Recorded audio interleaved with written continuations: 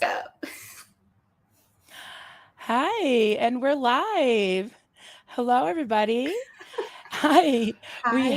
have Jen here. You got to remind me how to pronounce your last name. Hachiya. Uh, Hachiya, Jennifer Hachiya from, let me get the banner up. Uh, Subscribe to Jen's channel at Ego Next Door. And you want to give a little introduction and then we'll talk. Well, my name is Jen. I'm a research scientist and I'm an abuse survivor. I recently started a podcast and a channel called Ego Next Door. And yeah, now I'm here and having the honors to talk to Marilyn. I'm so glad you're here, and I felt like when we talked, it was like I already knew you. I mean, it definitely you seem to have not only a handle on narcissistic control and from your own experiences, but also you're a student, and I would call you a scholar, and you also are you're very personable. So I love all that about you. So yeah. Oh, thanks. So right now, so you live in Europe, but you are a world traveler. You've lived so many different places, right? Yes, I have. I was born in France. Then I lived in Canada for like 2, 3 years.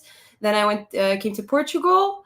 Then I went back to the States, and that's where I spent most of my teenage years. So middle school, high school, and then I came back to Portugal, and that's where I am right now.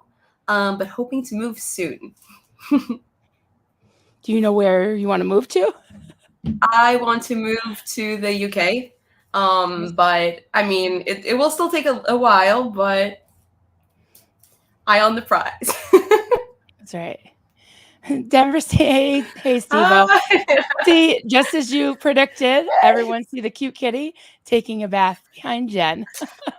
Maybe I should just leave and it's just the cat I now. know. We were just people prop their cats in front of cameras to get watch He's very hours. talkative. He's always like meow meow meow. So, Jen, I can still totally hear you. You're freezing a little bit, but that's okay. Is it me freezing or Jen freezing, guys? Tell me Yeah, in the chat. But we can still hear each other, and everybody's it's probably me. used to live. So, if at some point you blip out, if you get bumped out, come on back in. If I miss a half a sentence because you froze, I'll just have you Okay. repeat it. Okay. Okay. Yeah, so world traveler, you were brought up primarily by your mother, or Yes. I mean, yeah, I don't really remember my father much besides like the negative stuff. Yeah, but let's say I was brought up mainly by my mother and by my grandma when I came to Portugal when I was little. So she was like a big part of my life and like someone that, although we didn't spend much time in person together, then when I went to the States and I was there as a teenager, I would often call. Until I wasn't allowed to call anymore, but I would often call and talk to her and send letters to each other, and she unfortunately passed away in 2020. okay. Yeah, but yeah, but she was like the only family member that I'm like, I don't know, like for me, she was always a mother figure. She was always someone that I think is like the only person that truly loved me, like genuinely. Right. That was her. Like she was just awesome, like really chill grandma. So she was one of the people in your life that wasn't one of the parental figures in your life that wasn't a narcissist, right? Yes. And you could kind of look up to as like maybe a baseline for quote normal-ish, right? I mean, Yeah. yeah, Yeah. I yeah. mean, yeah. When when stuff happened with my mom, which would be very often, even as a kid, she would always like kind of. I would hear her talking to herself, and she would often like just vent with me and be like, "I don't know how your mom is so evil. I don't know how I raised someone like that," because she has 5 kids, and Hmm. yeah, like they're not. none of them were as problematic, let's say, as my mom. Mother. Yeah. So yeah, but So whatever you're comfortable sharing, yeah. if you want to, start from when you were little, some of your earliest memories, and what, like I said, none of us have a right to anyone's story. I always say that. So any bits and pieces that you wanted to share, and I know you have so much insight and experience with narcissism in general. But if you'd like to, share some of your experiences, and then whatever comes to mind, we're here to Yeah. hear you. So I'm gonna get shot. It's okay. so I laugh so all the time and I cry. yeah. I got my tissues ready, so be ready for it. I'm That's the sorry thing. I have if I it have like the happens. really dark sense of humor, and like sometimes I might be talking about like really fucked up shit, and oh, ooh, I said fuck. You're fine. We're I talk about like this stuff totally. that's like kind of messed up, but I sort of smile, but it's not because I think it's funny or anything. It's just it's a coping mechanism. Like laughing, smiling is a coping mechanism. I think a lot of people will relate to that.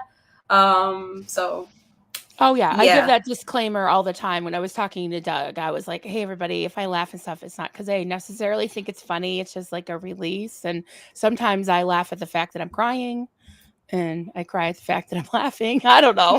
Yeah, like I'm like, But I think you're right.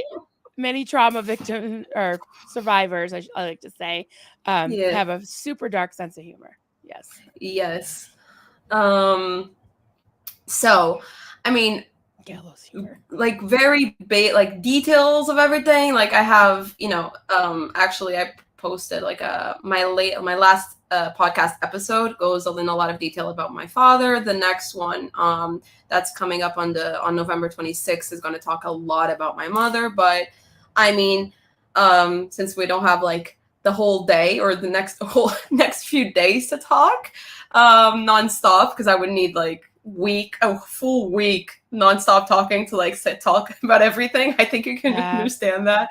Um, well, I mean, generally speaking, she was a very like workaholic, absent mother, and when she was there, she was always like frowning, and just complaining about everything.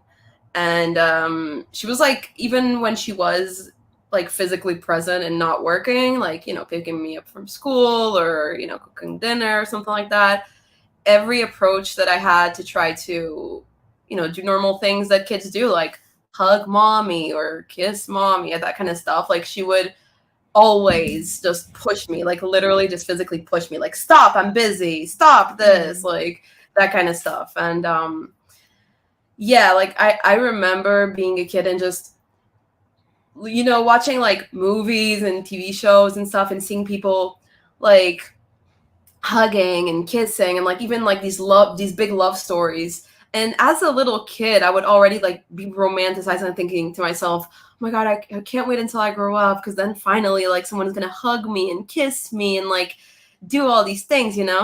um and I would project to like a romantic relationship because I couldn't think I can't wait to grow. I needed something to like aim towards. You can't like aim Yeah. towards having a new parent, so I would like aim towards having like a romantic partner. And Right. yeah, like that didn't go well, of course. That never goes well, like No. that kind of coping mechanism. No, that totally But makes so much sense. I did the same thing. Like I to just escape from my reality when I was little. I did a stream on it a few probably 2 weeks ago about, it was called I Need a Hero, and all the people in my life that were sort of like just like guardian angels that would kind of come in and out of my life that would be kind. I I projected on them like they looked like the Bionic Woman, because Jamie Summers, which is actually Lindsay Wagner, and I realize now, like looking back, I'm like, I don't think they, and maybe one of them looked a little bit like Lindsay Wagner, but they didn't look like Lindsay Wagner. I just had that in my mind, like that was my hero, and because yeah. I loved the show. So yeah, I could totally relate to that. It's like, Yeah. put somebody or a concept or something on a pedestal. Totally. Yeah, and that's the big problem with, people that usually have like these traumas is like then we get used to someone just is minimally nice to us and we just put that person automatically in a pedestal and we think, oh my God, that's my savior. Like, Yeah. you're like number one. And that's terrible because it eventually like puts us in a very fragile place where we just become very easy to manipulate and influence. And that's where I think Right. it's easier to attract narcissistic people in our lives. That's why, I've had like friends have told me like in the past, like, I don't know why I attract so many like bad dates or fake friends or She whatever. froze. But Is yes, is Jen frozen or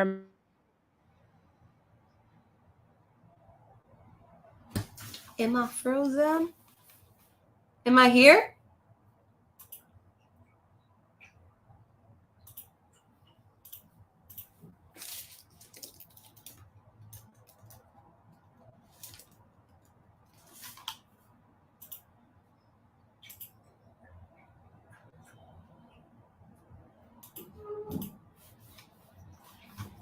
all right, Oh, that was I'm me that here. froze.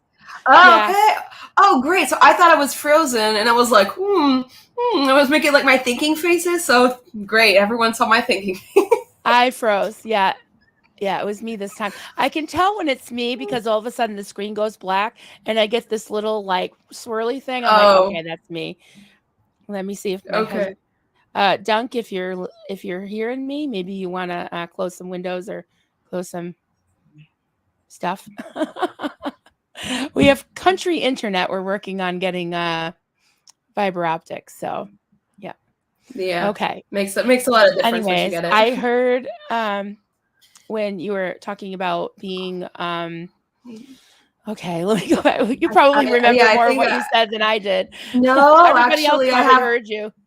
I have terrible short-term memory, so I Okay. have no idea what I'm saying. Well, the lead in was talking about putting people on a pedestal and then kind of Oh, almost like presenting yourself because you're just so grateful for any kindnesses that they show you that you kind of open yourself up to manipulation. And yeah. that's like classic love bombing. Like I was listening to several of your videos this morning and Duncan, I went to pause one because I was gonna walk out of the room and Duncan's like, what are you doing? I was like, my husband was listening to you too. I said, okay, Oh, I'll rewind it when I come back. So yeah, you were the topic of your insights were the topic of conversation, and I really liked how you broke down narcissism into what was it 10 different characteristics. Manipulation Manipulative. tactics. Yeah, those were really Yes. good.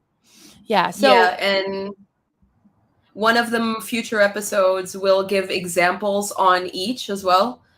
So I'm diving more into like personal stories, so also people can like relate and understand more like the context of it. But then I think it's the episodes coming in December. They will dive more into specific examples related to manipulation tactics. So that will be interesting for whoever is interested in that kind of like more deconstructed explanation to each thing. Yeah. So I think I also was saying, yeah, about the memories as a kid. So yeah, like that was one of the things I remember a lot, just really craving that attention and like not understanding why she was like so cold, kind of, But still, I don't think I realized how bad it was because how bad it was because like my father was worse. So, like when you have when you have like one person that is really terrible, even if the other one is like if someone is not if you have two people and one person is really terrible and the other one is terrible but not as terrible as the other one, yeah. and that's like your at the time I didn't even know my grandma, so like that's all you know, then you're gonna think that the one that's not as bad is just great. Like you're gonna be super thankful for that, Right. and that was the case. Like he was absolutely absent. Like he would never be home, basically. Supposedly was working or studying or I don't know, honestly. But I remember like making like these drawings because I didn't know how to write at the time. I was still like 3, 4, 5, and I would be drawing and like I would basically leave the drawings for him, like as a letter, for when he got home. And then I would be like super hopeful to like receive a response in the form of a drawing. And in the morning I would wake up and be like, Mom, did dad respond? And like most of the time it was a no. So yeah. But I mean, I don't really remember him at all. Like, because when I think of him, I only remember like, the physical abuse. Like, I just remember like him just being always like with this really angry look on his face and like always on his computer. And when he wasn't on his computer, he would like be yelling at me like, "Why are you making so much noise?" And I was just playing with my Barbies on the room next door. Like, I don't even know how he could hear me.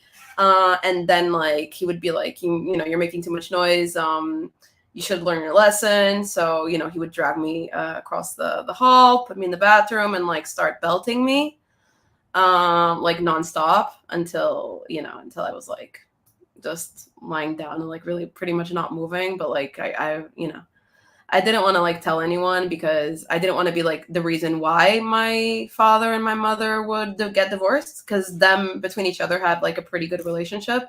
So I didn't want to be the one like breaking them up. Like it's kind of it's messed up to think a child would think that, but that's so young. Yeah. How old were you when they broke up? I was 9, so he was violent. Like I was like 7, from like 7 to 9. I mean, no, in Canada also. I go like into detail in the episode that came out yesterday.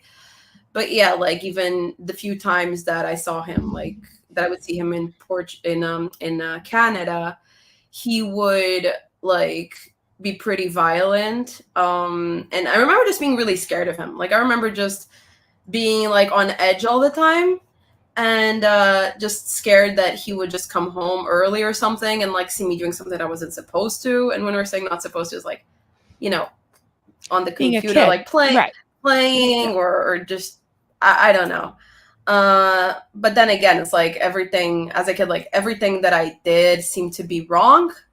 So I couldn't really get it right. Like, even with my mom, because like if I tried to like have a conversation or talk or play with her, she would be like, "Shut up, leave me alone," and stuff. So I should be like, basically, I learned from a young age that I should be quiet. Like I should be quiet, not talk, not manifest anything, and just be like non-existent. Yeah. Why do some people even have Yeah. kids? You know what I mean? Yeah, that's awful. I So think she obviously in her didn't have that case, nurturing, no, she didn't, and she always said she Mhm. didn't have like, for example, she said that she decided not to breastfeed me because it grossed her out imagining that.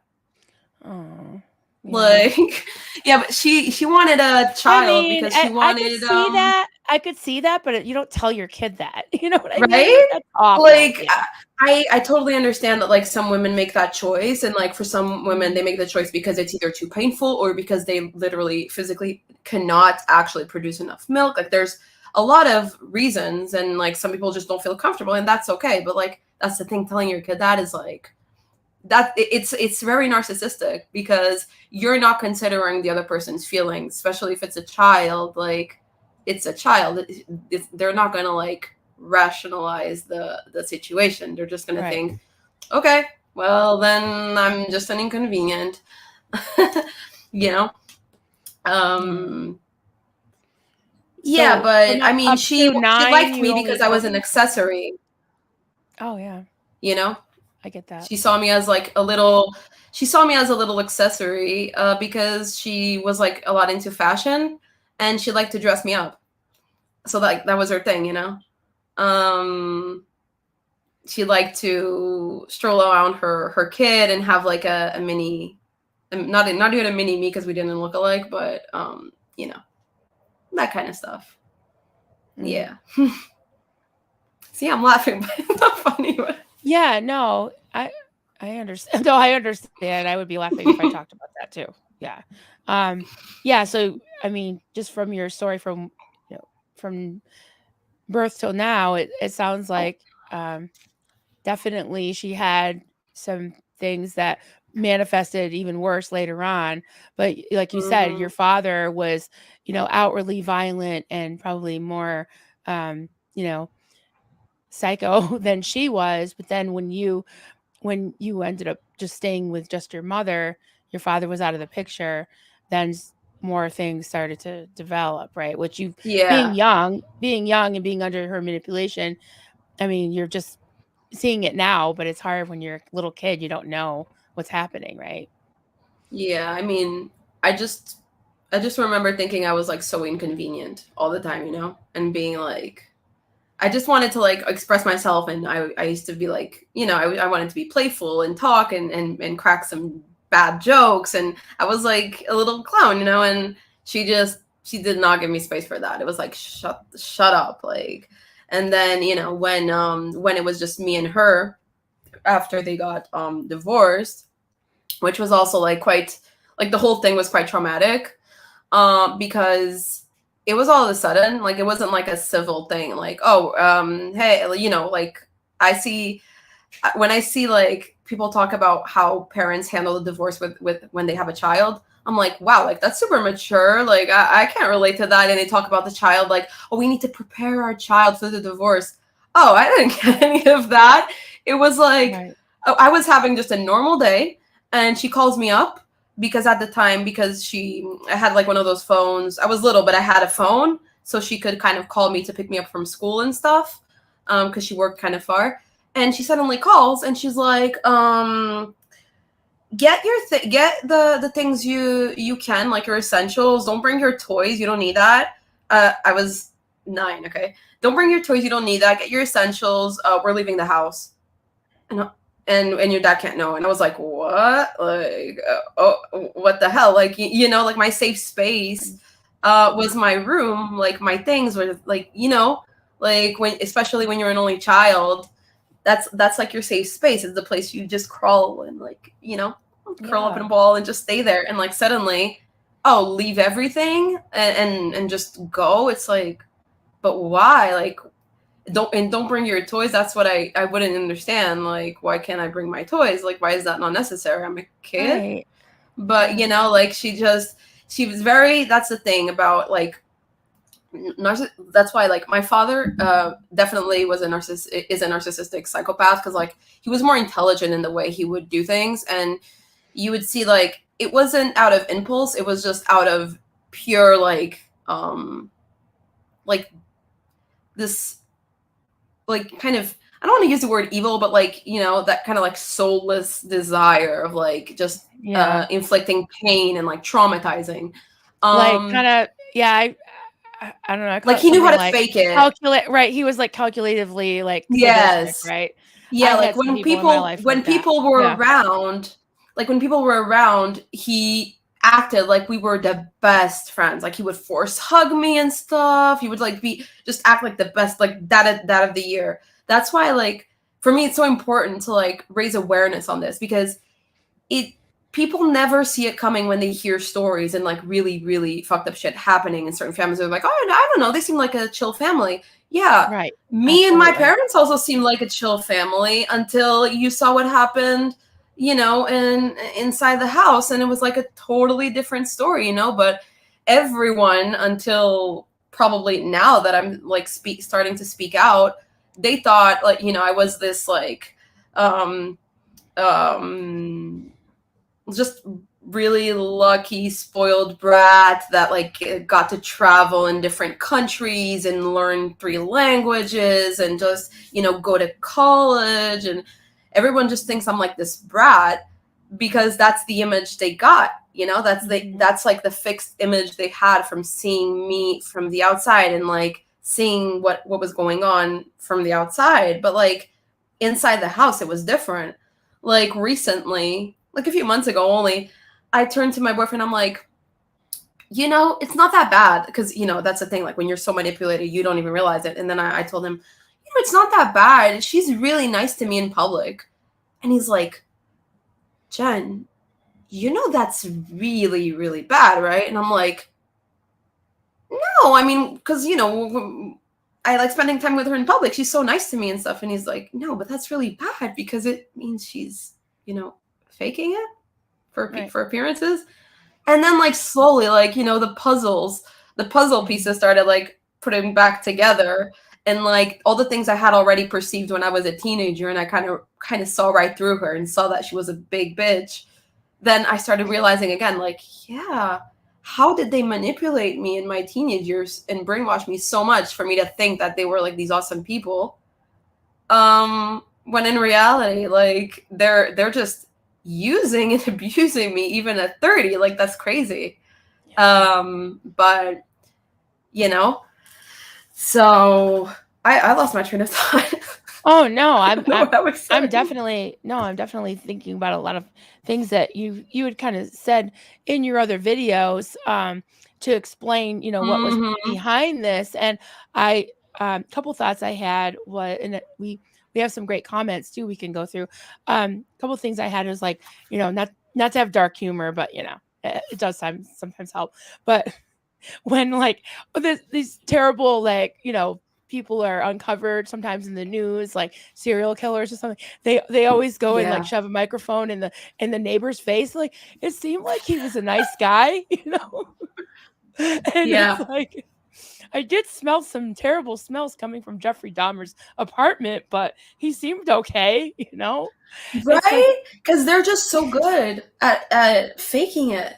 yeah, They are good at fooling people, especially when it comes, for yeah, example, with my father. Like people still now they don't believe me. They're like, oh, but he loved you so much. We saw him in the supermarket like 2 years after the divorce, and he just cries and he said he misses his little daughter and stuff.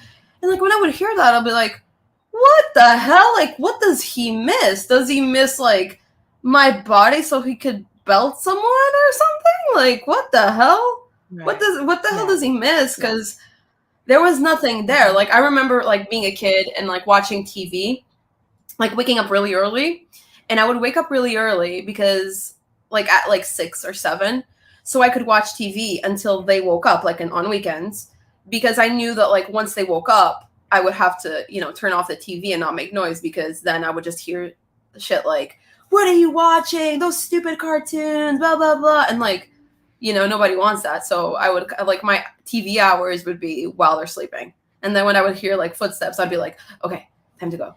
And I would go to my room and I would just like stay there basically, Right. to like not bother anyone.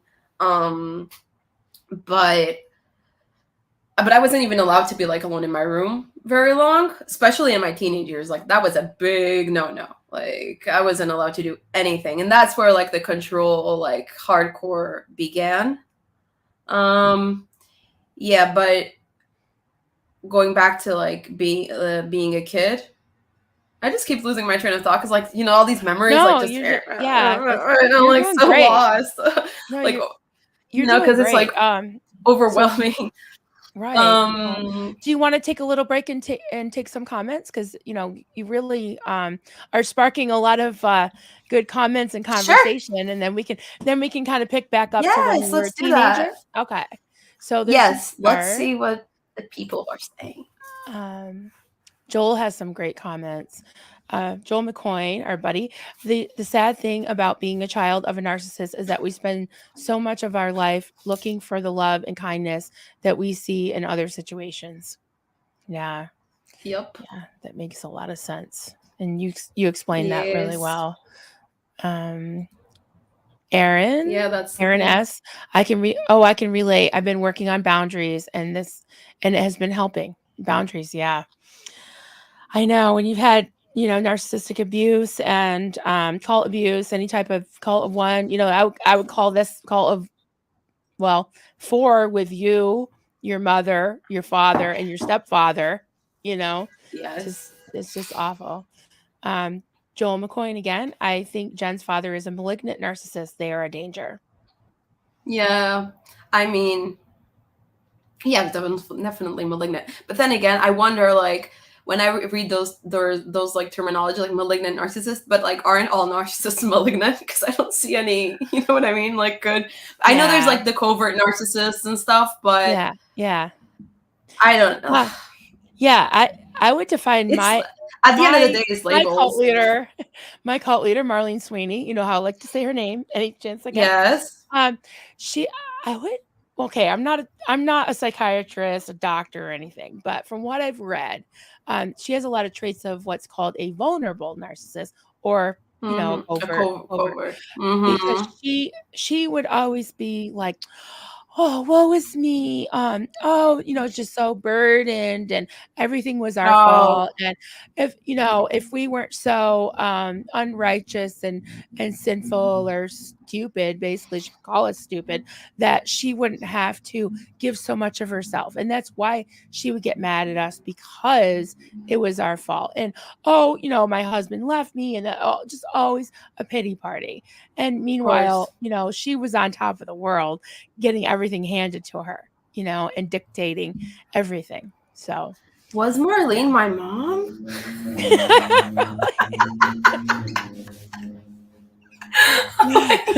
That was, sounds a hey, lot. was your was your mom Jezebel?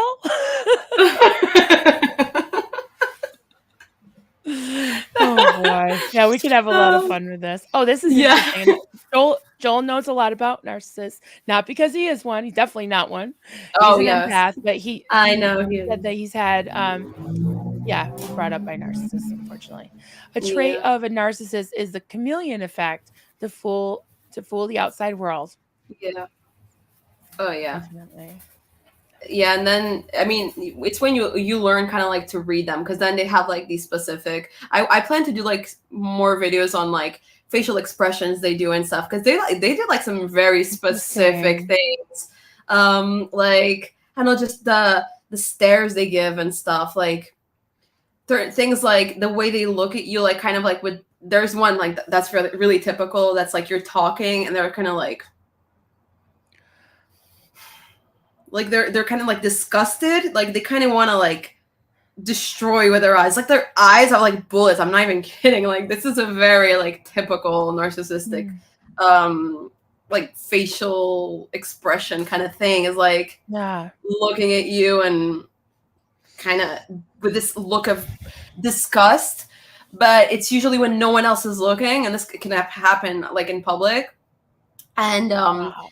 it just makes you feel like you should just, like disappear, like right there, because Yeah. it's Yeah, so humiliating the look they there's give. this thing in fundy Christianity where the mother or father should just have to look at the child and they'll snap into, better behavior, right? So you just Yes. give them that look. I mean, I'll admit I've given my kids that look in public or something, like, knock it off. But I see what you mean, that manipulative thing, almost like Yeah. um stripping you, like almost looking right through you, and Mm-hmm. manipulating you and making you feel unworthy, whatever. Yeah, I Yeah, totally they understand that. because it's like that disgust, not just the, because I look at my cats like that, like stop pooping on the floor, Right, but but that's there's a different difference. than Yeah. like that disgust, like the mouth, Evil. the Mhm. hold on a second. Oh god. Okay, it's like the cat's automatic thing. It was like making some noise, and I was just turning it off. We love cats. We love cats on the Aaron said, "Oh, you've met my parents and my husband." Oh, no. Yikes. Oh, Yeah. boy. So wait, let me see. We haven't approached everything, I think. Have you seen all the starred comments? I just put some more up, but we can read some more if you want. Yeah. Give it a little break. One quick one for me. I've met Lindsay Wagner, and she has the most amazing glow and is really amazing woman. That's so nice to know. Love it. Oh my goodness. I want to meet her. She's got to be getting up there in her 70s. Maybe I'll try to write her a letter.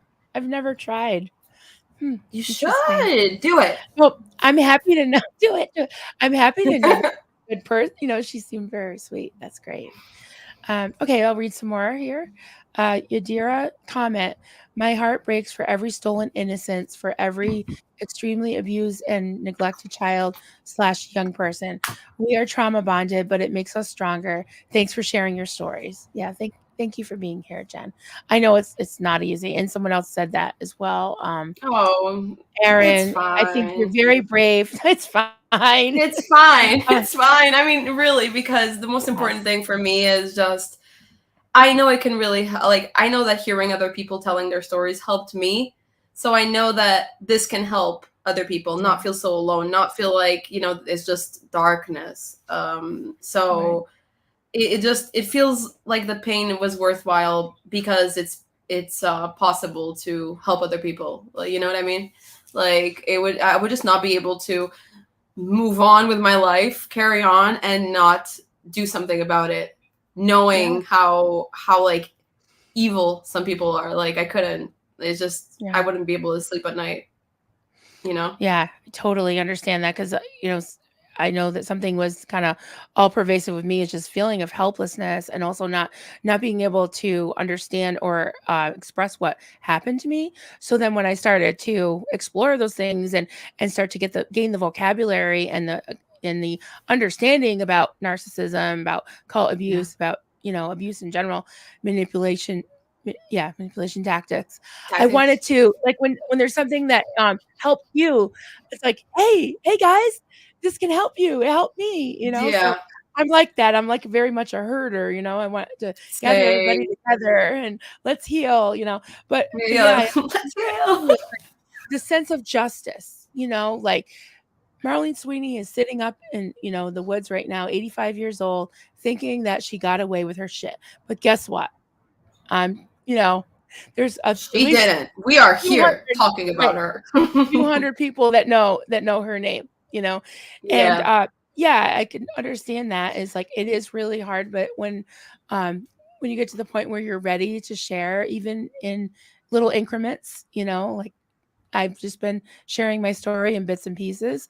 It is cathartic, I think, and it Yeah. also helps others. Yeah.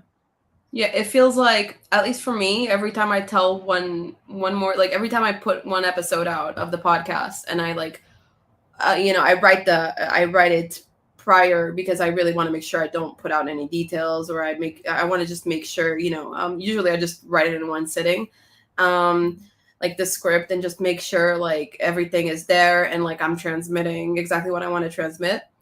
And for me, it's like once I tell this part of the story, it's not my own anymore. Like it's out there. It's for other people to like use it for their healing, for their to gain some kind of strength, to gain some kind of solace, and like that's how I try to face it. Like once I write it and tell that part of the story, like in my brain it's like, okay, you can delete this episode, you can focus on the next one, you remember, sort of. Right.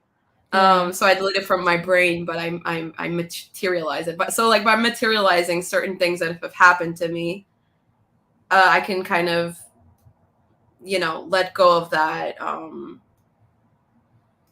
like that weight, Mm. because the anger, I think it like I'll be real, like I don't think the anger will ever really go away, because there's just like sometimes like this anger of like, what the hell, like why are these people, how did people get away with it, like they're still out there like just chill doing their thing, like no, like this can't Right. be it. But then it's like being angry is not going to solve anything, so might as well just kind of transform that anger into like some sort of love, to just be able to love for the person that is going through something and that needs help, Right.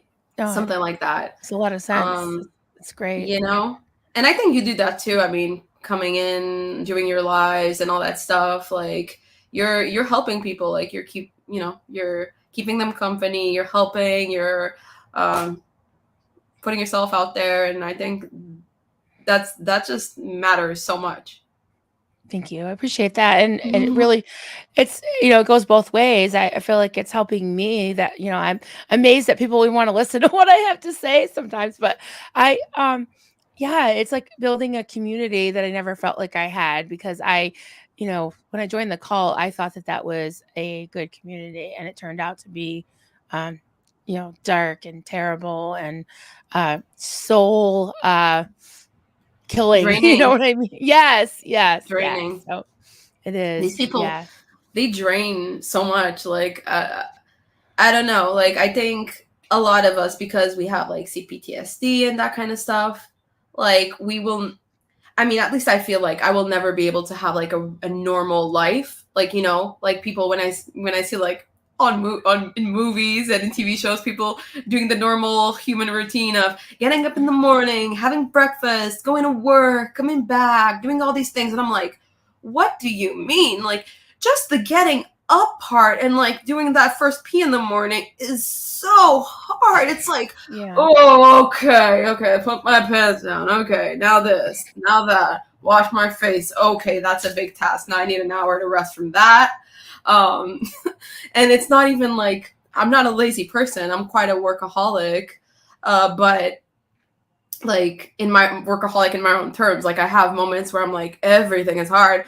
And then once I put my mind to it and I start doing something, then I don't know how to stop myself because I'm like, okay, now I have energy, I can do it. And then I exhaust myself and absolutely burn myself out. And like 24 hours later, I'm like, okay, now I can rest for 2 weeks, you know, because I'm like completely.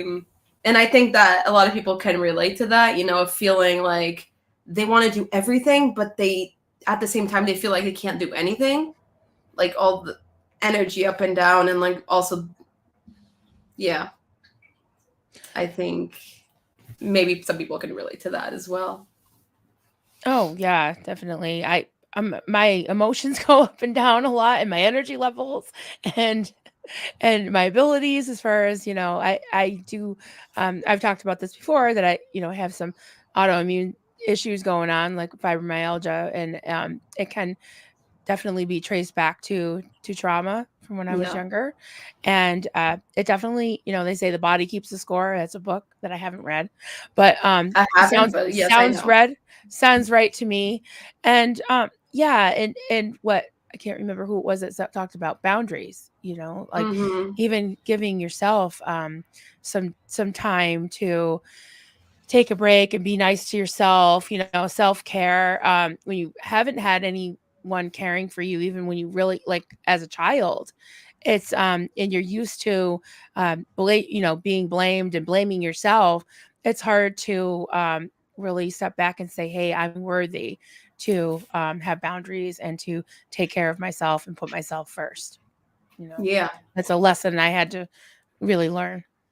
Yeah, the boundaries and the self-care, like I think I never really figured out what self-care was until I had to force myself to like rest and be like, wait, not although this stuff like self-care didn't feel good. You know what I mean? Right. Yeah. Like it took so long and it's hard like to work on self-care stuff because it doesn't feel good. Because it feels like I'm doing something wrong. You know, I don't know if you know what I mean. Like, it feels unnatural. Like taking time, yeah, like taking time for yourself sometimes feels like, oh my god, but like, I don't know. I guilt trip myself because I've been guilt tripped before for taking time for myself. And when I say time, it's not even about like, you know, more like posh self care activities like getting a massage. No, I mean like just normal like stuff you can do at home, like washing your face and putting on like some, you know, some good moisturizer or, you know, taking a longer shower, stuff like that. It just feels kind of, if I try to do like stuff like that, there's a part of me that's like guilty about it. It's like, oh, you're not supposed to, you should be doing something else, but no, you shouldn't. I'm laughing because I don't know, a few days ago or maybe last week, I don't know, the days just kind of meld together. But I just found myself like laying on the couch, staring at the ceiling, just petting my puppy. And I was like, I think maybe Kelly or somebody texted me like, what are you doing? I'm like, I'm literally laying on the couch, staring at the ceiling, petting the puppy. And I feel really weird about it, you know? Yeah. Like, because you were so used to having to do things that I wasn't. Yeah, it's like when I sit down, I'm still working. I'm still, you know, answering emails or, you know, working on my next thumbnail or whatever. It's like always going, and I do burn out majorly, and well, with insomnia and everything, that doesn't help either.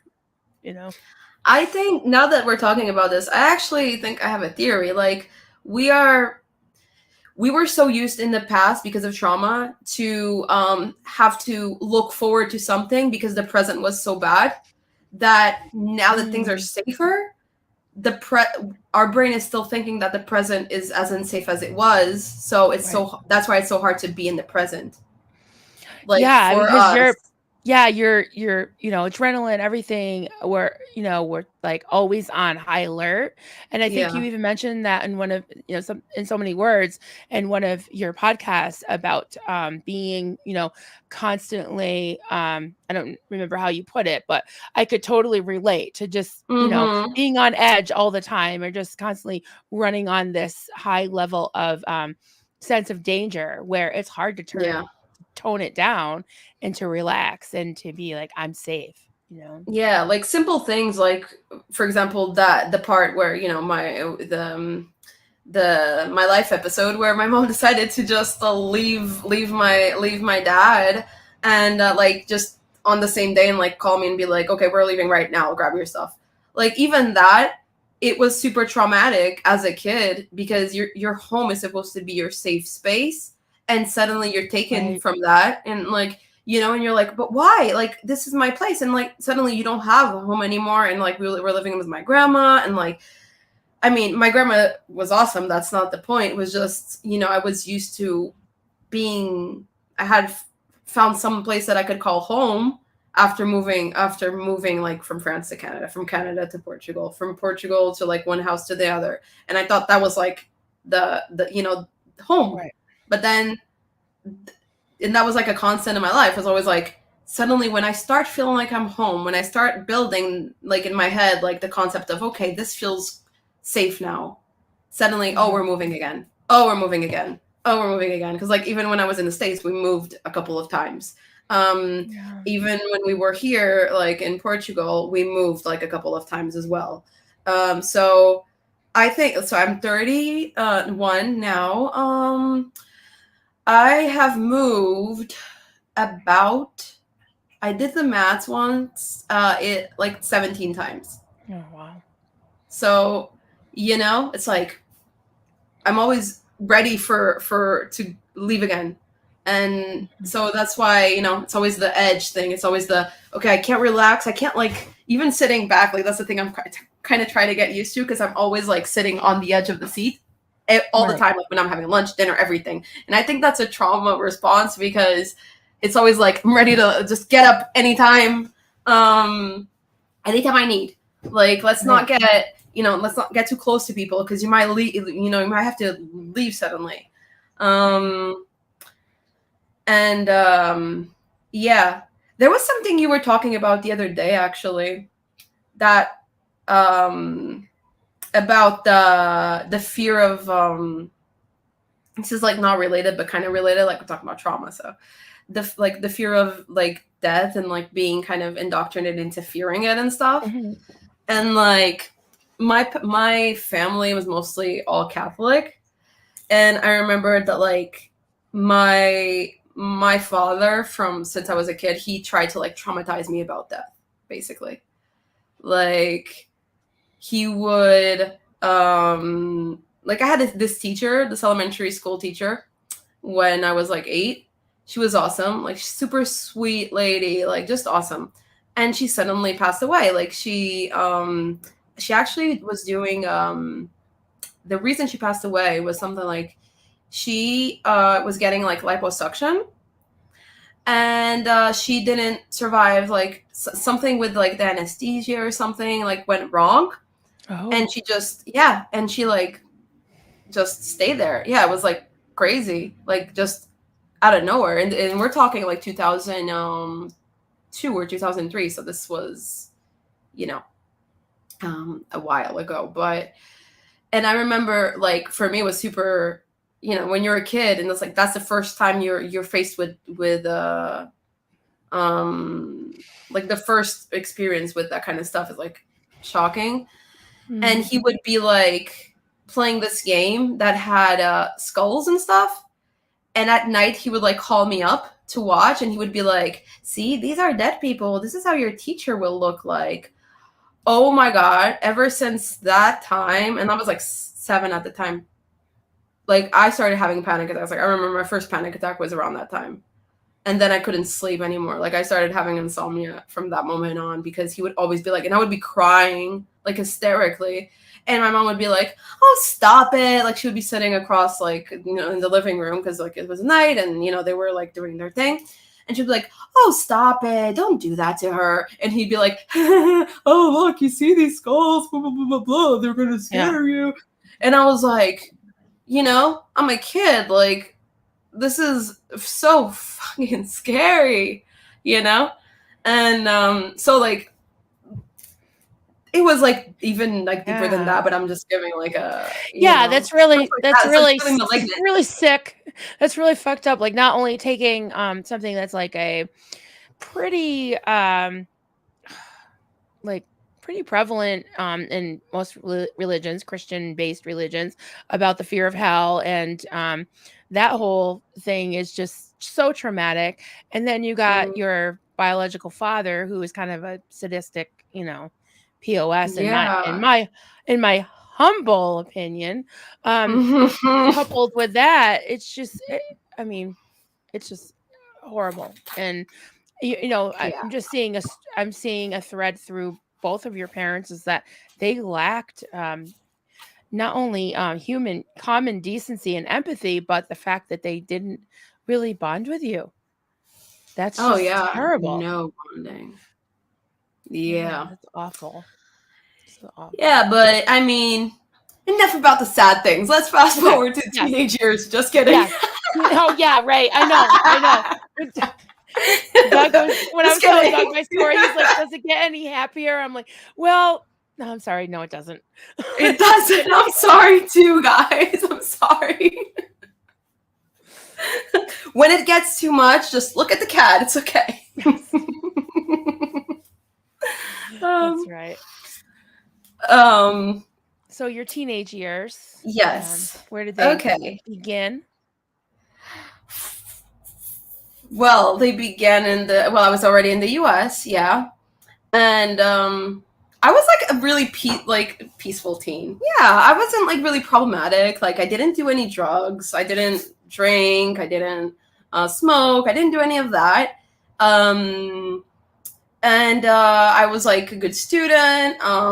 And they were controlling as fuck. Like basically they never allowed me to go to have a sleepover with friends, to have friends over, to go to friends' houses. Like that was a big no. Like I remember being invited to like go have ice cream after school. They were like, no, it's dangerous. It's dangerous. Like, no, you don't need that. So, and I did ballet during my teenage years in a little bit of my childhood.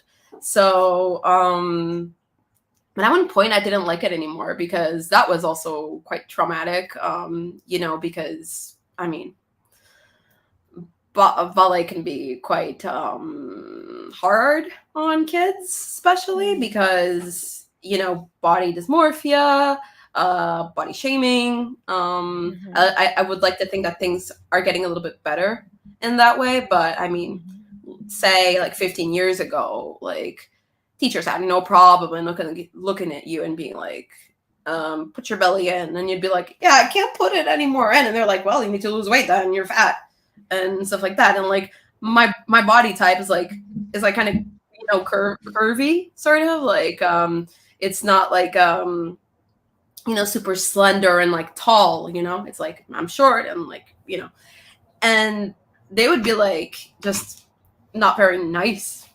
Basically it's like, you don't belong here. Like, look at you. You're like this brunette, curvy girl. Like, what are you doing here? And so like, that was like, at one point I was just tired of it. I was like, no, like, I don't want to do this anymore. Like it doesn't bring me joy. Oh, but my mom forced me to go like till forever. And it was super far from the house. So we would take like 1 hour and 30 minutes to get to the studio. Then the class would be like 2 hours, and then we'd take 1 hour and 30 to come back. And then like, that was her excuse. See, I love you so much. I do this for you. I drive 3 hours to take you to ballet. And I'm like, but I don't like ballet. Yeah, that's what you say. But you said you wanted to do ballet when you were 12. So you must keep doing it. And I was like, but I don't like it anymore. Oh, I don't care.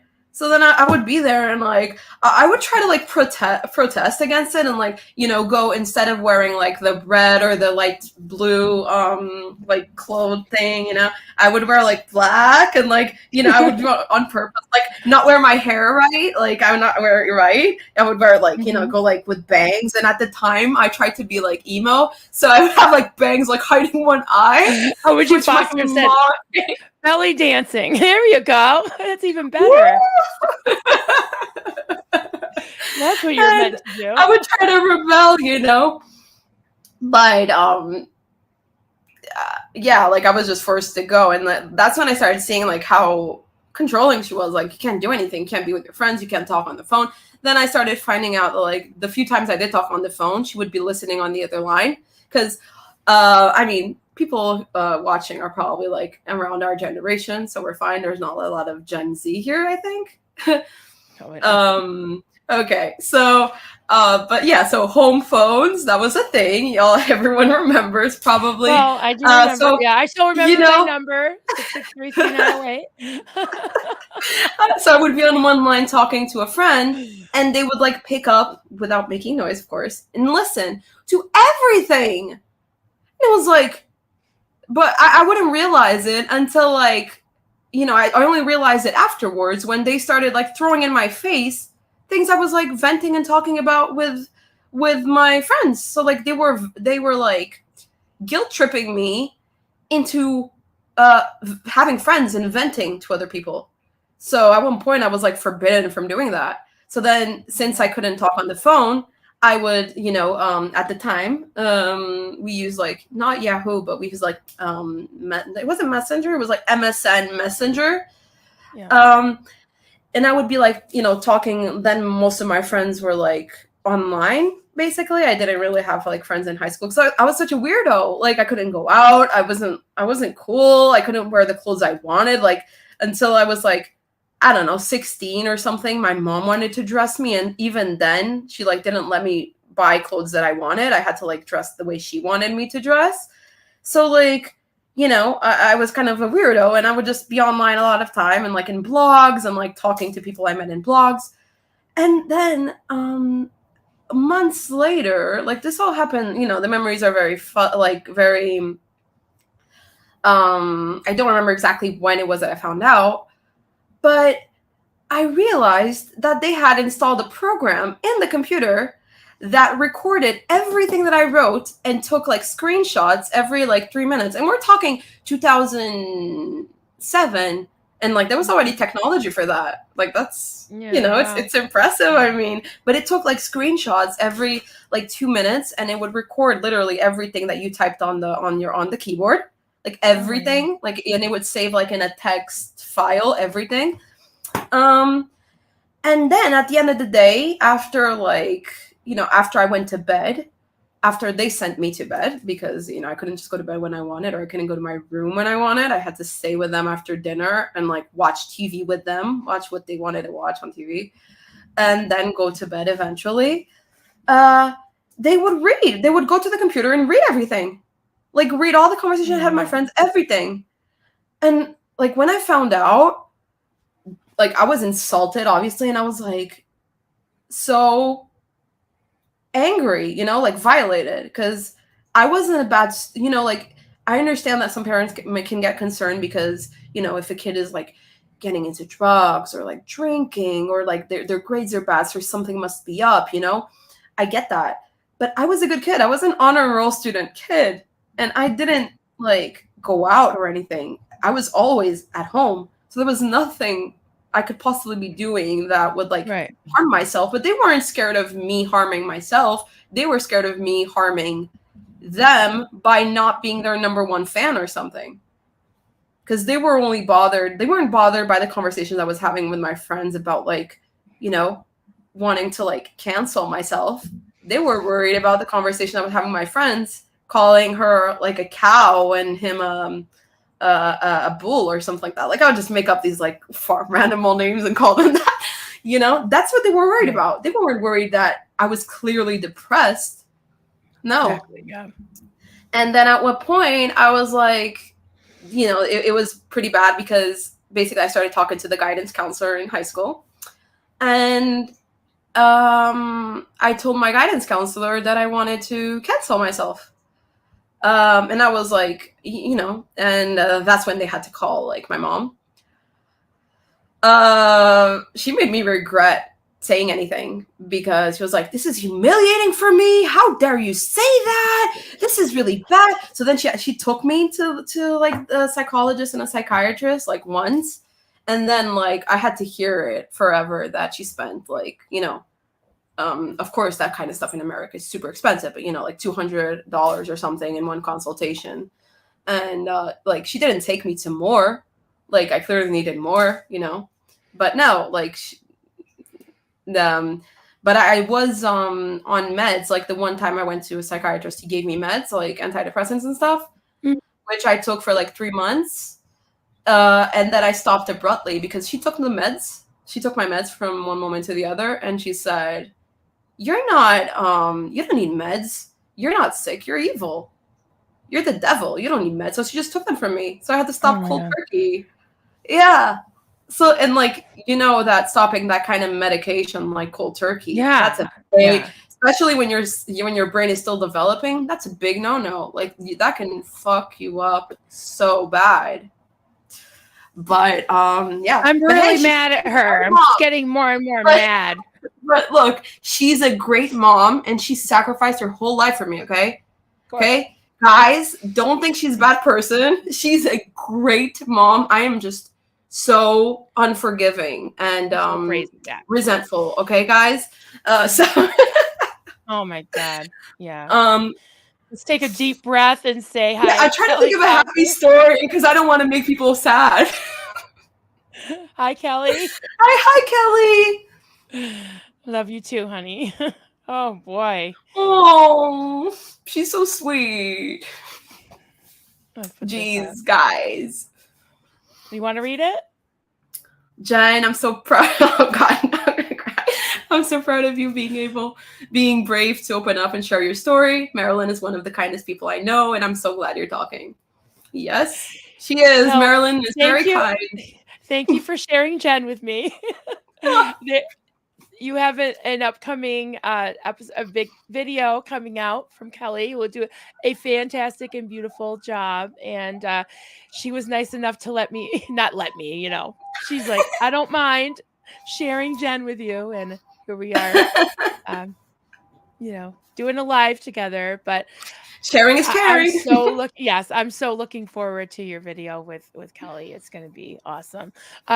We jump around a little bit here and engage the chat and everything. There's so many things that I heard you say on your videos that I just want to delve into. So maybe we could do another stream sometime about narcissism in general. But I did want you to, just give us any bits of your story that you feel comfortable sharing that you wanted to share today. But we do have some comments coming in. We've got whatever. I don't want to, break up the continuity of your story. So right now you're a teenager. You're not that bad. I don't think I'm that bad. I was emo, so like that's kind of bad. I'm kidding. Well, maybe in 2007 it was looked down on. Now, Now it's cool. But now you're saying is that your sorry. Okay. No, that's okay. Yeah, so he entered the picture basically right after she left my dad. So basically around 9. Yeah. So basically, I only met him for real when I was like 11, but they were already like talking on the phone and stuff. So he lived in America. Hold on a second. Sorry, guys. It's my cat's machine. Aww. Sometimes it starts making noise because I have like everything automated, like the water, the food, and stuff. Because I'm scared to like forget or like wake up and like be too sick or too tired to actually get up and like do everything. So I try to like make sure they just get a consistent schedule no matter how I'm feeling because they deserve the best. So I'm talking about my stepfather. And he came in. He's a role model enabler and probably a covert narcissist as well. he's the one who decided to install the program in the computer and and control me. So that wasn't my mom, because like she's not like a tech savvy, tech guru that I know of. Because at one point I was like, I don't know this woman. Like even before leaving, like recently, I was like, I don't even know anymore. Like, who is this person? Like, I've never, like, she's the person I've spent more time with in my life. But reading the message. Yeah, sorry. But I don't know her. That's crazy. Like I now I know her because I've had time to like sit and like really, do like an analysis of like her personality and everything. But at the time, yeah, but I was, besides not dressing great and or not wanting to dress great, and being emo, I was a good kid. I mean, like I wanted to like paint my nails black and like wear eyeliner, and she wouldn't let me ever. Like, that's like normal teen stuff, I think. I mean, at least my classmates used to do that, and they were so cool. And I thought, like, if only my mom let me wear eyeliner and paint my nails black, I would finally be cool, and that cute guy across the room would look at me and save me from this. That's what I would be thinking. Well, you are really cute. You remind me of two actresses that I really like. Is it Keira Knightley from? Yeah, you look like her, and you remind me a little bit of Winona Ryder in the early days. Oh my God! You have that like classic, look. I love, you're beautiful. No, like she's gorgeous. Yes, you do look just like her. I think. What do you think, guys? It's the camera, guys. No, I'm just really cameragenic. Cameragenic. See, cameragenic. It's purple. And you're so cute. I'm sorry, putting you on the spot here. So yeah, teenage years. I mean, you're obviously, you've got like a bajillion degrees and stuff. So you're a student. You did well in school. They didn't acknowledge that. I mean, it's hard to do well in school and still being abused the way you were and accused of being such a horrible teenager. I mean, they want to see a horrible teenager. I wasn't, but no. I mean, I wasn't on drugs and all that, and I wasn't really, screwing around. I was just smoking cigarettes and skipping class. And all that kind of stuff. At one point, I discovered smoking. I mean, they smoke too. Like, I found out recently that actually my mom also smoked, and she would always be like, "Oh, I didn't smoke. I never smoke. I'm like so pure and perfect. I would never." But like, I found out that she did. Oh yeah, they always do what they're. Maya said, "You look like the woman in Flashdance." I'll have to go back and. I know I've seen that. Yeah, I haven't seen the actual movie, but I've seen like some scenes. Oh no, she is gorgeous too. You guys are. No, there's a problem here. It's probably the camera.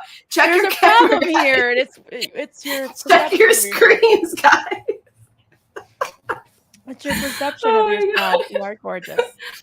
So okay. So, anyways, yeah. So you.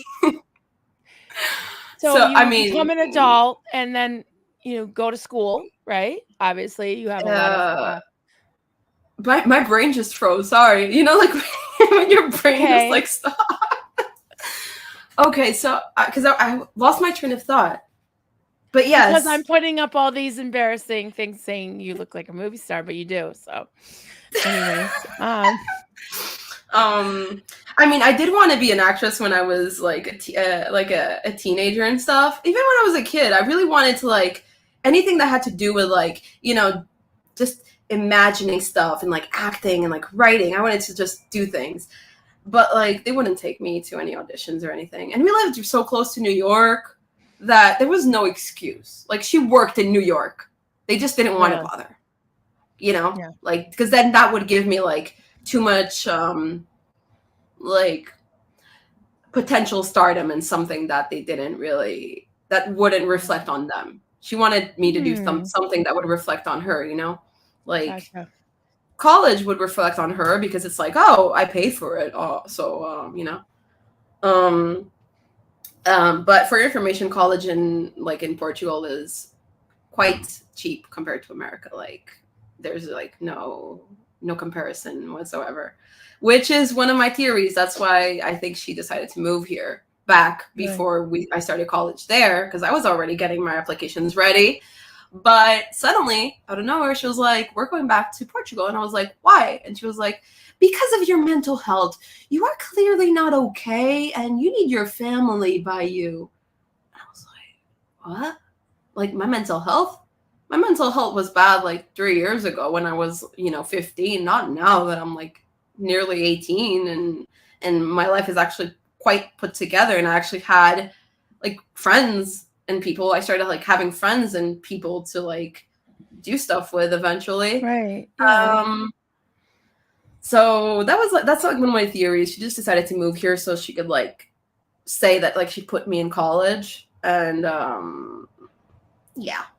But so you moved to Portugal when you were about 18? Yeah, when I was about 18. Then I did go to college, yes, but I started working as well. So I was actually working and going to college and then working for them as well, because they bought a coffee shop, and basically like they had no one working there. It was me. So I would go to class and then I would just like drive like from there to like the village where we used to live, to work in a coffee shop in the village and stay there until as much as needed, and then go home, sleep, and then go back to school, and then go back to the coffee shop. So even after that, that's the thing. Like little did I know, because I thought when I would be 18, I would finally have freedom. Yeah. Like I would finally be like, okay, freedom, because I was like 14, and I was looking up on the internet calculators to calculate how many days I still had until I was 18.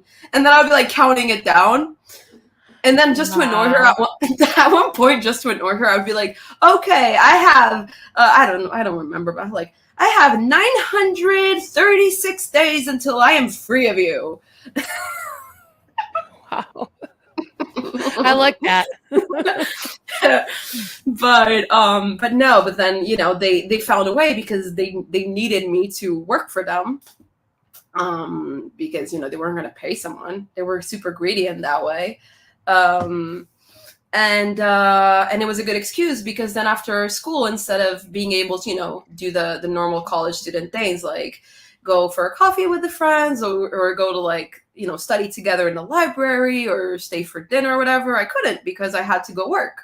So during my isolation, college, yeah, you were isolated. Yeah, completely. And so I feel like, and this is where I relate a lot to people, like a lot of people like in the SPTV community, because although I wasn't in Scientology and I wasn't like in a cult like you were as well, I really feel like it's a cult of one, because there's a bunch of things, like normal social things, and like even TV shows, movies, actors, musicians, and name it, that I have no idea what they are. I have like no reference. It's like I wasn't in this world. I have like no reference of like the normal teenage stuff that people knew, because most of everything I was doing was so controlled. Sorry. That's the food machine. Aww, that's cute. It's fine. It has a recording. It has a recording of my voice saying it's time to come eat, so they know. Oh, I love he that. Doesn't want to.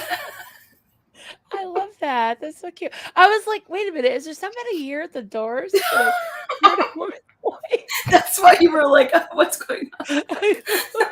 I thought you were just like, I had enough of her. I just always assume it's something crazy going on outside my door here, because you never know. You never know. Yeah. So, and then I have a surprise narcissist in my story that no one knows about. But on my second year of college, I started dating a narcissist. Oh. And I stayed with him for 7 years. Wow. I'm laughing because, I don't want to I don't want to cry about this. I hear you. Yeah.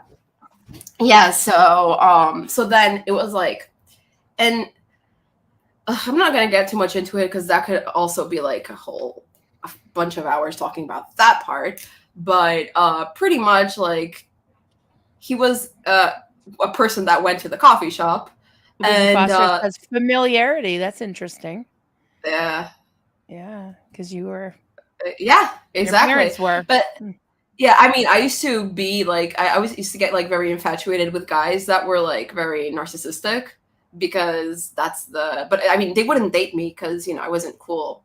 Or like, I thought I wasn't like pretty enough and stuff. So like, yeah, but I was like, they would like not even notice me. I'd be like so infatuated with like these guys, like they didn't even know who I was. Like, what, that weirdo in the back? Who's that?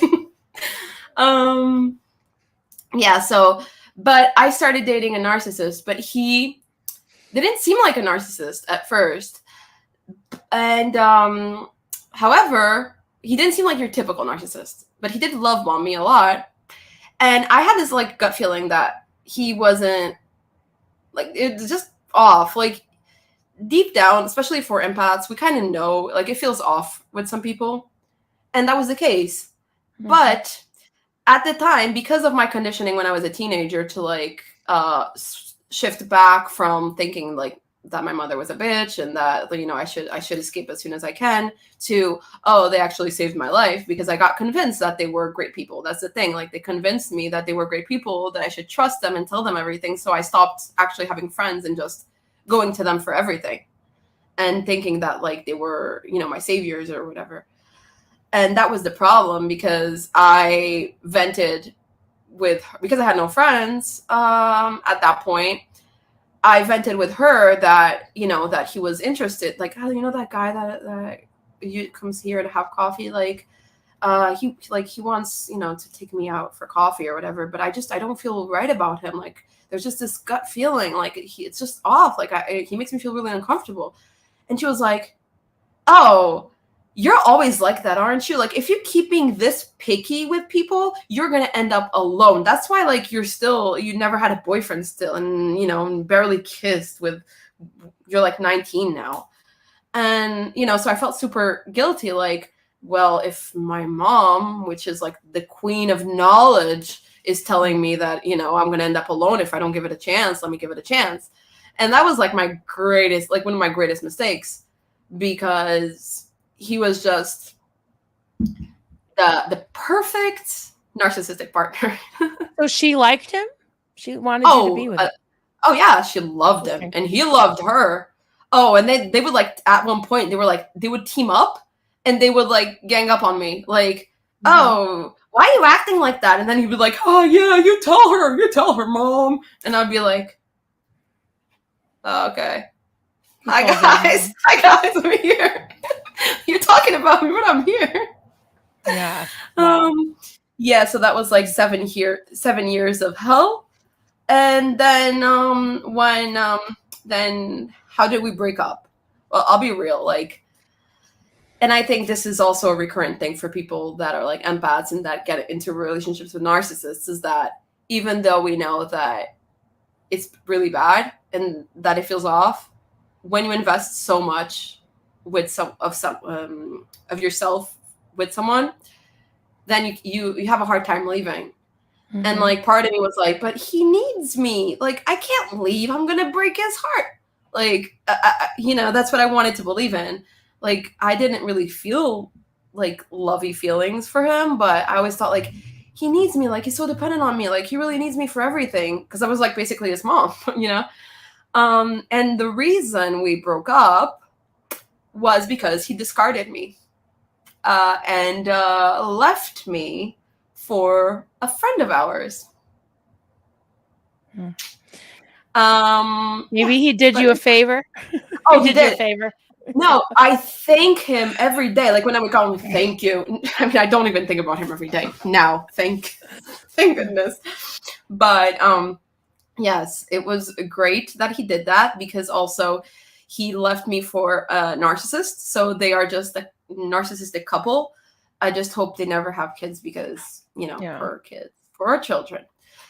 But yeah, so it was like so weird. Like the whole thing was just crazy. Like it could be a freaking movie, just that relationship.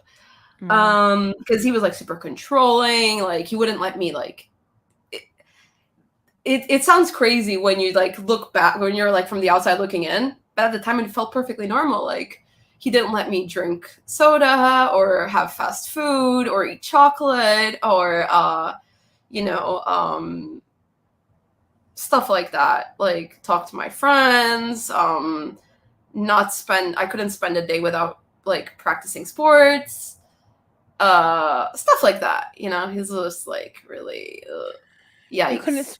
You couldn't spend a day without practicing sports. What does that Sports. mean? That means that I had to become basically an athlete. Really?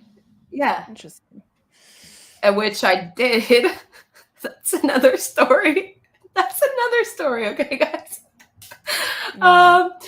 But it's So okay. when he pushed you to run, he pushed you to, I mean, how old are you at this point?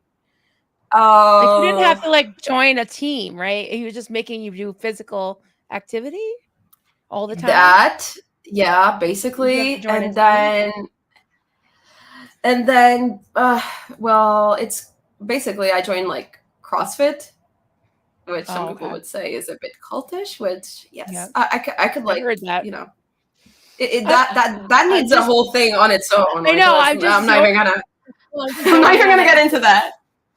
you were just talking about how he was controlling you. Like, those are just some of the things, is like controlling your activities, pushing you, physically, controlling, eating or sleeping or things like that. So that's why I zeroed in on that, because that's one of Yeah. the things that Oh yeah, my I sleeping too. yeah. Thanks for reminding me. Yes, the sleeping. Like I couldn't sleep in a little bit because, oh, you don't work, you don't want to do shit, blah blah blah blah blah. Like he would call me all the time, be like, if I didn't pick up, like that's it. Like I'm a piece of crap. Like it was kind of crazy.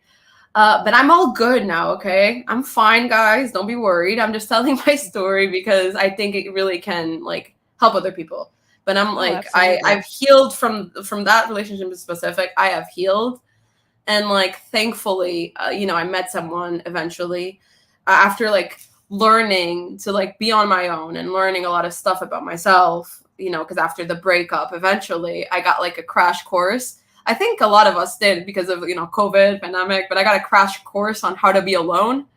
Um, because after that, after like we broke up, my parents had already moved from Portugal to because they moved from Portugal to Germany, like a few months before my ex broke up with me.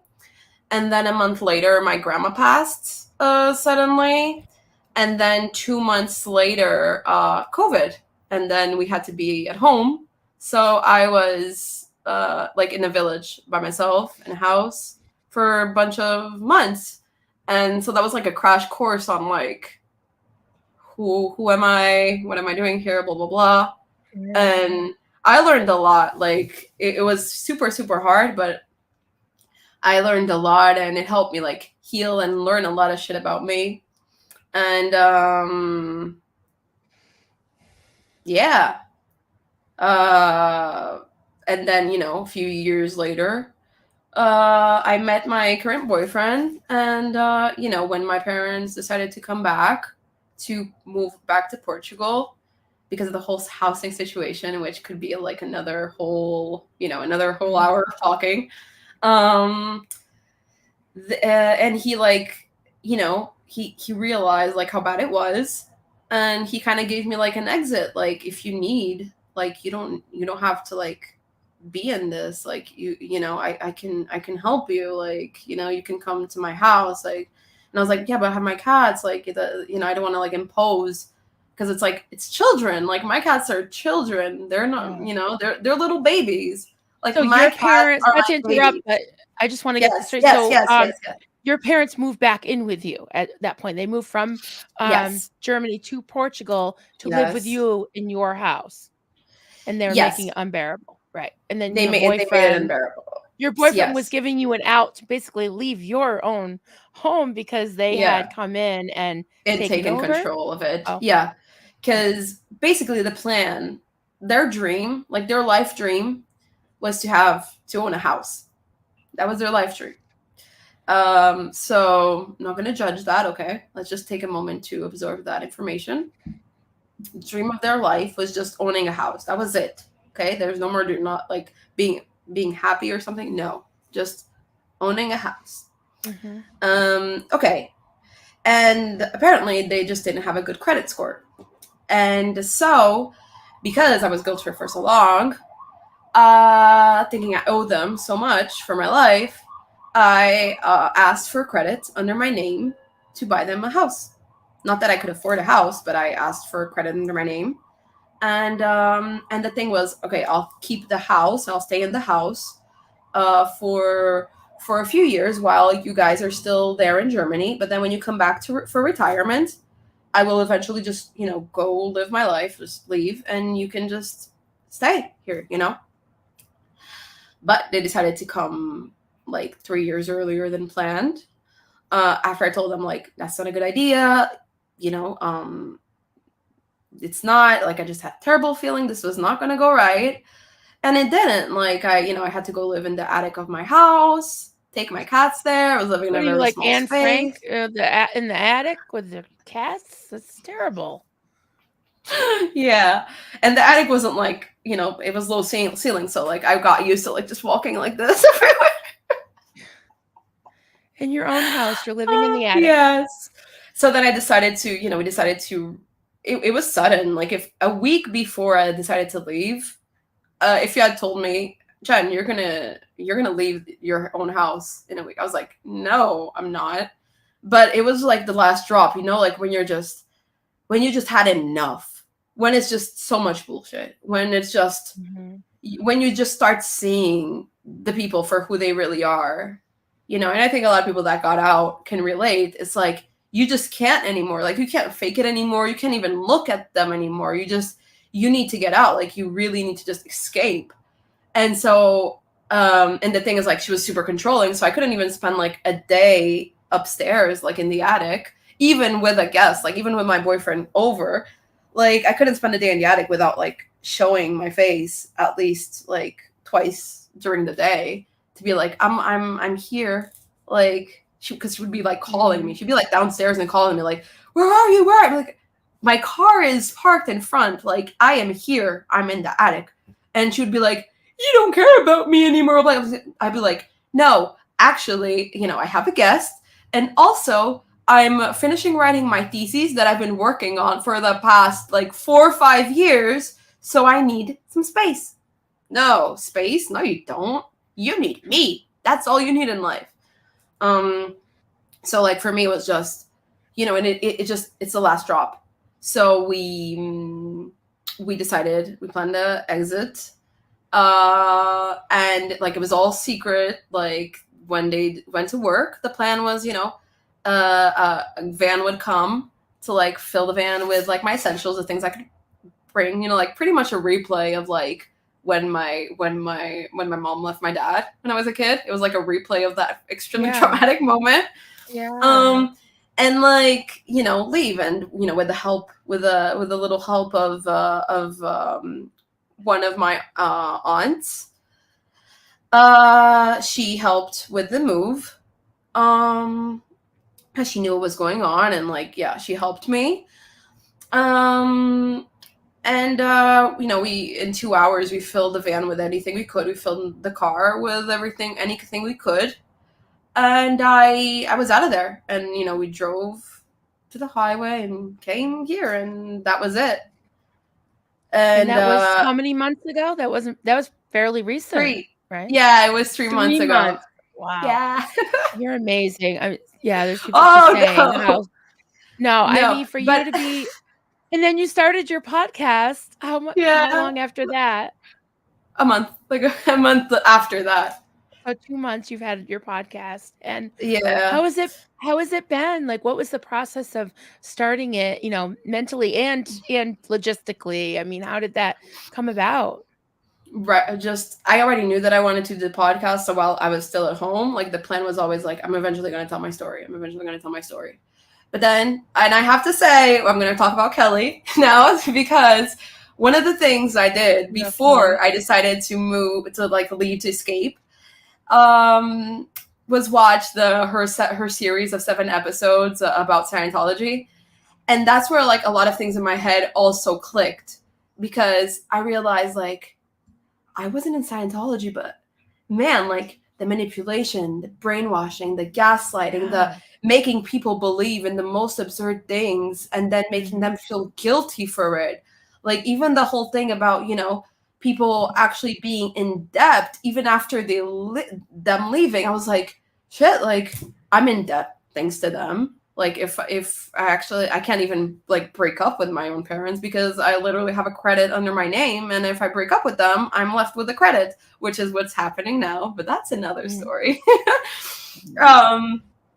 Yeah. So I watch all the episodes, and that was super effortless because Kelly is great at just talking about everything. So that was and I also heard Kelly's story, and I was like, shit, like it's now or never. Like my boyfriend is here telling me, that if I need, he's here.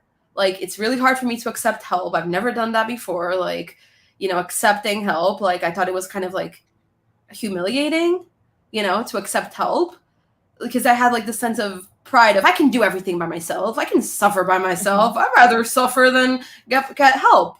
But no, I was like, no, like fuck pride and fuck this weird sense of like I owe them something. I owe my parents something, or this sense of I'm betraying them for putting myself first. Like, fuck that. And I was like, whatever. I'm leaving. So I left.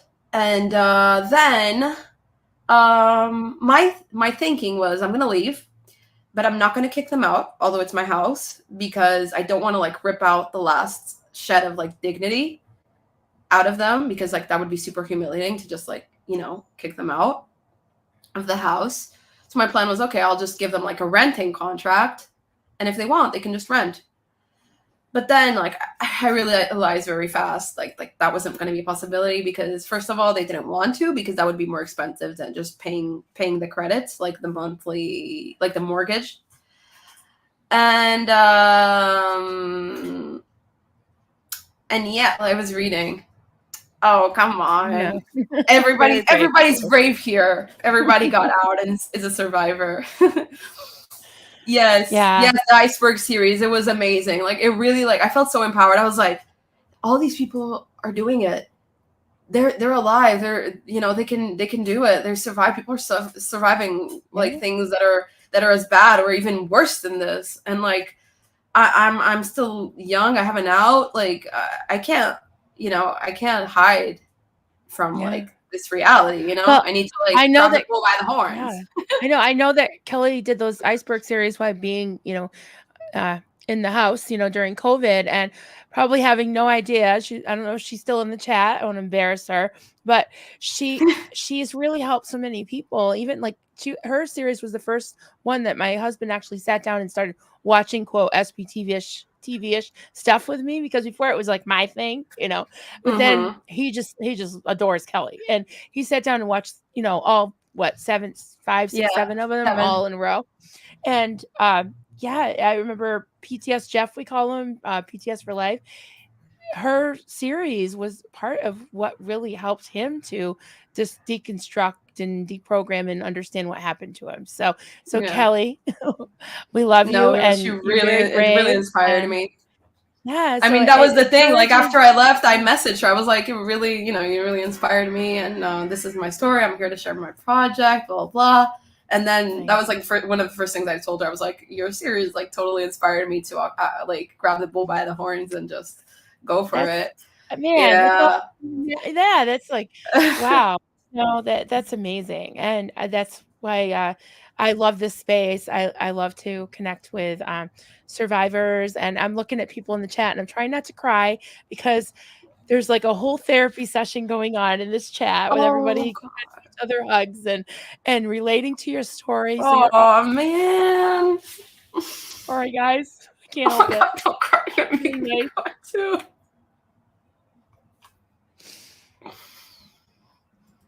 Oh, Barbara, Tampa B man. Oh my goodness. This is like an amazing community. Like that's why it feels so safe to like share and so worth it because you know to know you can like actually like hold someone's hand without even like seeing them in person. That's like we're all like helping each other and healing together, as someone said here.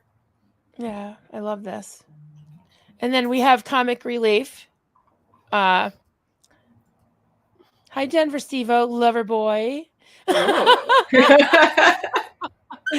it's not funny. He really is. Hey, but this is all remember, Marilyn, like this is all like a community you also are being a big part of creating because this is like it's your stream. You made this. You're making this happen.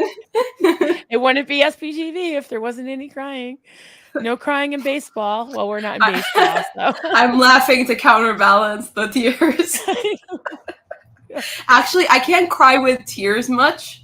Really? Because because I have like dry eye syndrome, so I they don't fall very often. Well, don't take that medication because you know these commercials that are just like I forgot what it's called about dry eye, but it's like and side effects are this, that, all these horrible things and death. It's like I'll just keep my dry eye. Thank you very much. You know, I'm like no thanks. Yeah, I already take like way too much medication for like all these like health problems of trauma, you know, so it's like not more like dry. What I do with that dry eye is like, you know, when it gets really bad, just the natural like the tears thing. Basically, it's like tears, similar ones that like actors use to cry, like to help cry on cue and stuff. That's basically what I use to help me like moisten the eye. So I don't have any problem with that. I you know Kleenex time. It's Kleenex time. It's really gross, but you know, it's just like tears come really, really fast for me. But you know, listening to what we're on about an hour and a half here? An hour and 38 minutes. Yeah, I think that and people are really listening all this time to us. You've had more people coming in. An hour of 38 minutes. Thank you guys. To your story. I needed a good cry because it's just. I'm flattered. Mother, I was, you know, I wanted to hug you. I wanted to hug 9-year-old you, and there just seems to be almost this trend too. Is like I was 9 when I was adopted into, you know, the crazy like kind of Pentecostal situation, and after having a lot of trauma, you know, beforehand. But Doug from Days But Not Confused, I talked to Doug Kramer, was 9 when he started being indoctrinated and everything. So that's interesting coincidence or age. Yeah.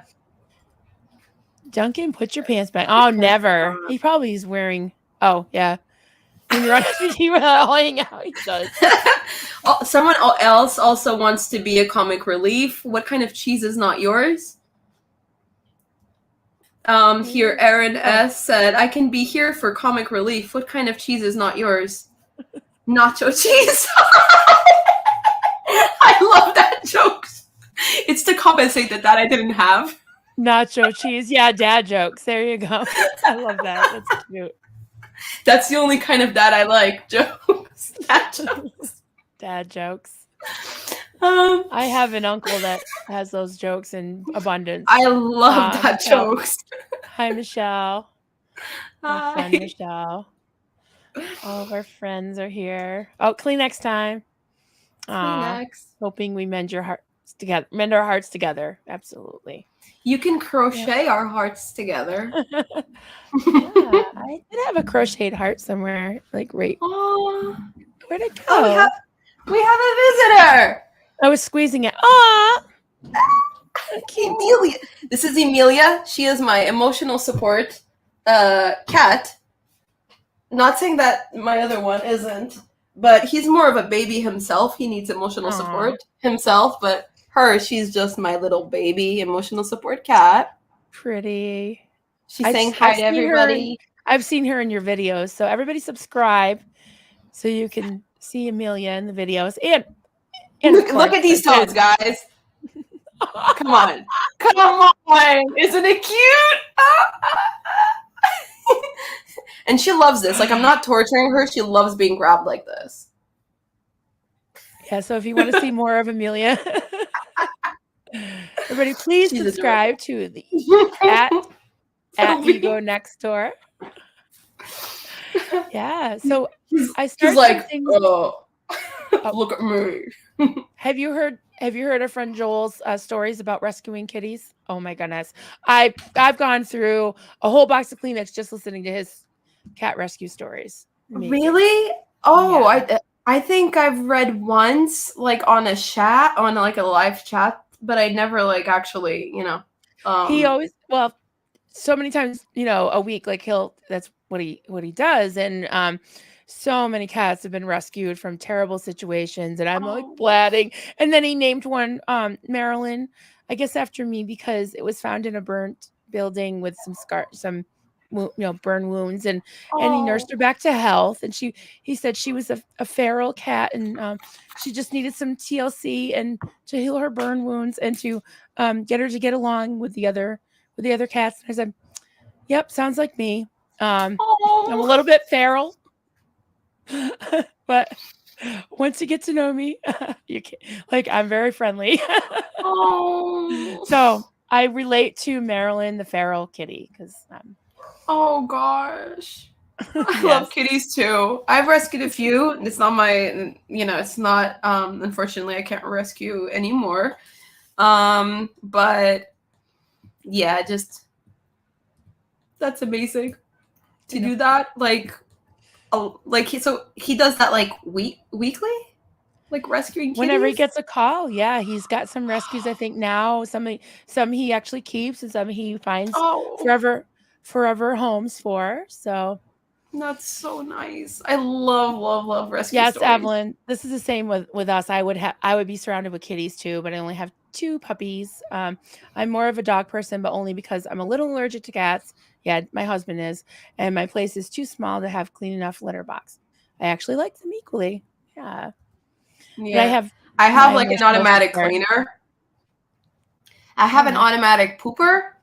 Yeah, because it helps, like, because it's super hard to like do the whole cleaning stuff and whatever because of like my back problems, because I have like a generative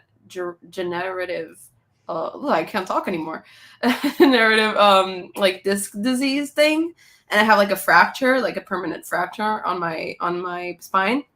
So it's like really hard to like do the cleaning. If I had to like bend down and do it every day, it would just completely wreck me even more. Yeah. So I have like an automatic pooper, one of those like pet kit ones.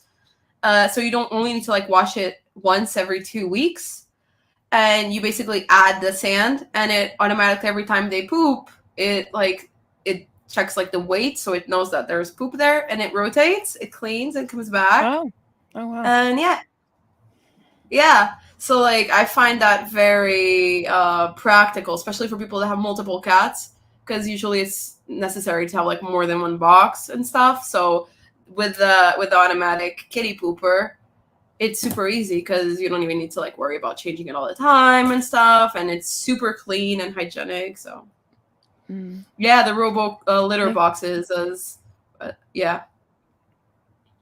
yeah, they're so cool. Like they're a little bit pricey, but I did the maths of like considering if you have like a normal, like not like a manual litter box, and you have to change the sand like every 3 days at least, plus washing, at the end of a few years, you actually spend more on that than on just having like doing initial investment of one robot like litter box, and then because it's very efficient with the way it uses the sand, so you don't need to like add as much sand as often and stuff. So that's why I was like, yeah, this is kind of pricey, but totally worth it. Like best thing ever. So if you guys have cats, I have, by the way, I'm not sponsored by Pet Kit at all, but that's the one I have, and I totally recommend it. There we go. Brought to you by Pet Kit. So we had some comments and and maybe a few questions that I had started if you want to go through them while we kind of Yeah, wind let's go down. through them. All right. Let's give Faye the said, power to the people. all right. Faye asked, how do outsiders not see what's going on? Then I remember that we had to hide the truth or face the consequences. Yeah. So um, it is hard to believe that people on the outside don't see what's going on, but I think they just don't look. It's like, oh well, it's not my business. We're ignoring red flags, Yeah, right? Yeah. yeah. And then she was It's say again, part of being moved so many times can make you restless because you're getting comfortable, in my opinion. She's right. Yeah, definitely. Definitely Mhm. all of it. And then again, it's about international moves. Aaron asks, I've done international moves, although not that many, and it's super stressful. I can imagine. I had to go to Chicago in May to pick up my niece at college, and it was stressful. It was like just the airport, Logan Airport in Boston. It was just insane. I was like, I couldn't do this all the time. Yeah. Yeah, I think it's like the fact that packing up your stuff and then you're not going to bring everything, especially when it's an international move, because even if you have like a container and you put like all the stuff like in the big thingies that come on the boat, in the boat and whatever, like if it's across like from America to Europe and stuff, like it's just, and also that sucks. It's like hard work, but then there's another thing, which is like you never really have a place you feel like you call home, Hmm. and I always crave that. Like, when you see in the movies, people have like this family house that like they grew up in, and like their ancestors were like in that house and whatever, and like there's all these stories and all this stuff. Like I always dreamt of that, but Yeah. um Yeah. it just, yeah, it seems like a really dreamy, optimistic thing. But yeah, I hope one day I can like start the break. We're breaking the generational cycle, like the generational Right, trauma, exactly. I didn't even and know. Right. I didn't really have it, any family to speak of, and now I have like 32 people coming to my house for Thanksgiving. So, oh, you you're know, creating your own family and your own like legacy kind of thing. That's beautiful. yeah, and Goal. it's not a very big house too, so it's gonna be a little crazy here, but yeah. Hashtag life goals. It's a little stress. It does seem so idyllic, but then I'm like, wow, running around at the last minute, and Yeah. I mentioned on one of my streams that my younger sister, my adopted sister, adopted three basically babies. I mean, they're 1, 2, and 3, but Wow. she had them right out of the hospital. That DCF gave her the kids right out of the hospital, and the last one, that the little girl, just her adoption was finalized. So she wanted to have this big kind of coming out party because she had never posted pictures of them or anything. So Yeah. she was waiting for the third to be adopted, and she had like a wedding reception practically. It was huge. And Whoa. I said, just give me a list of a bunch of dishes that I can make, and I would just show up with a bunch of food. So that's what I did. I was so glad because when I got there, everybody was like, they see me, they're like, food over there. And they didn't even say hi to me. They're like, there are balloons and streamers just falling all over the place. It just like it was just chaos. Oh. So I was like, well, yes, you can have this big happy family, but also there are some stress going, that goes with it. So I like to put on music and just, cook and kind of get things ready. And that lets somebody else deal with the serving and all the craziness. Yeah. So wait, So, so all these like they're all babies then, and well, like they're all they. they Oh, I were, mean, it was a while ago. so she just adopted the third one. So the oldest is 3.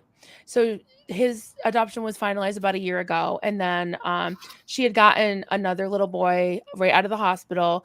They weren't biological siblings, but the newest one, the girl, is the Oh, biological sibling of the oldest boy.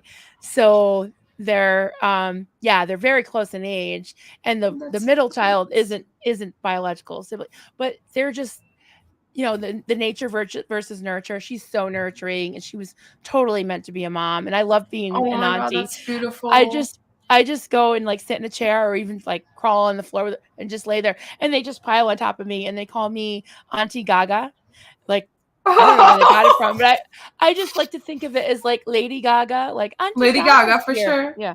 Auntie Gaga's Lady here. Gaga. So yeah. Oh my But god. But yeah, it holidays is with kids wonderful, is but cute.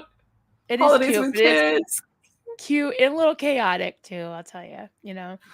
Some of the Oh. movies are pretty accurate about like the idyllic house, but then, you know, you got like Christmas Vacation. Have you ever seen Chevy Chase's Christmas Vacation?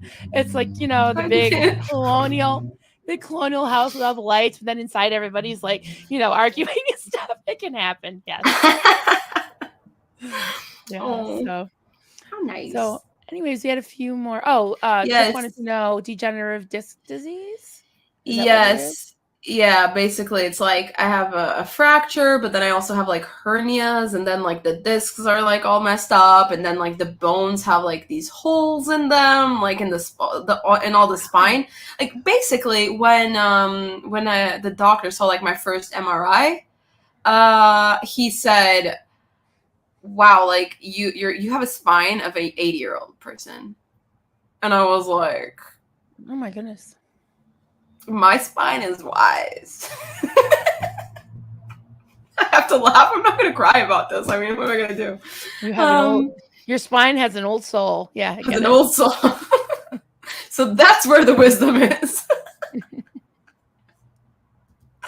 Oh, I was a freak. I had like 7 wisdom teeth. I have like regular teeth, and then I had like what they call 3 supernumerals. So I had like 7 wisdom teeth, and I'm like, why aren't I smart then? I barely graduated from high school, let alone anything else. But Hey, but this is a thing. I'm going to debunk something. okay. Not everyone that goes to college is smart, and there are like going to college is not basically going to college is not an indicator of being wiser than people that don't go to college. Because I've been in college with very stupid people. Even doing PhDs, I've known a lot of really stupid people. I'm telling you, even like teachers, like professors that have like decades of experience, and they're like experts in their field, but then like with, you know, just regular life knowledge, they're derps. Like for real, Dirt. they don't know. My kids use that. Well, you could be my kid. You're young enough to be my kid. They made one of their. I know it's like it's a sickness. I just want to mother everybody. No, but I'll take it. we had a male rabbit named Derp, and he was like the stud rabbit of, because my kids used to breed different types of rabbits, and Derp he would be rented out as a stud rabbit. Like people would. Okay, I live in Vermont, right? This is like a thing. Yeah. They would drop off. There was a thing with guinea pigs. They would drop off the female rabbit, and Derp would do his derply thing, and then they'd pick him up and they'd hand my son Carter $10. So he was rent a derp. Rent a derp. I'm scared to ask where is Derp now? Well, he derped. He's dead. You know, he went to derp heaven. He derped. I'm gonna cry. I think you just made up a new verb. I'm gonna start saying that instead of saying, like, because usually, you know, I don't like the word died, like, and I don't like the word passing away seems too light, but derp's like, yeah, derp.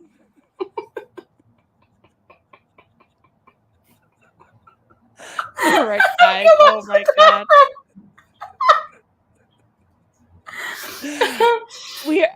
We're definitely healing. We're healing here, right? I mean, we're crying, we're laughing hysterically.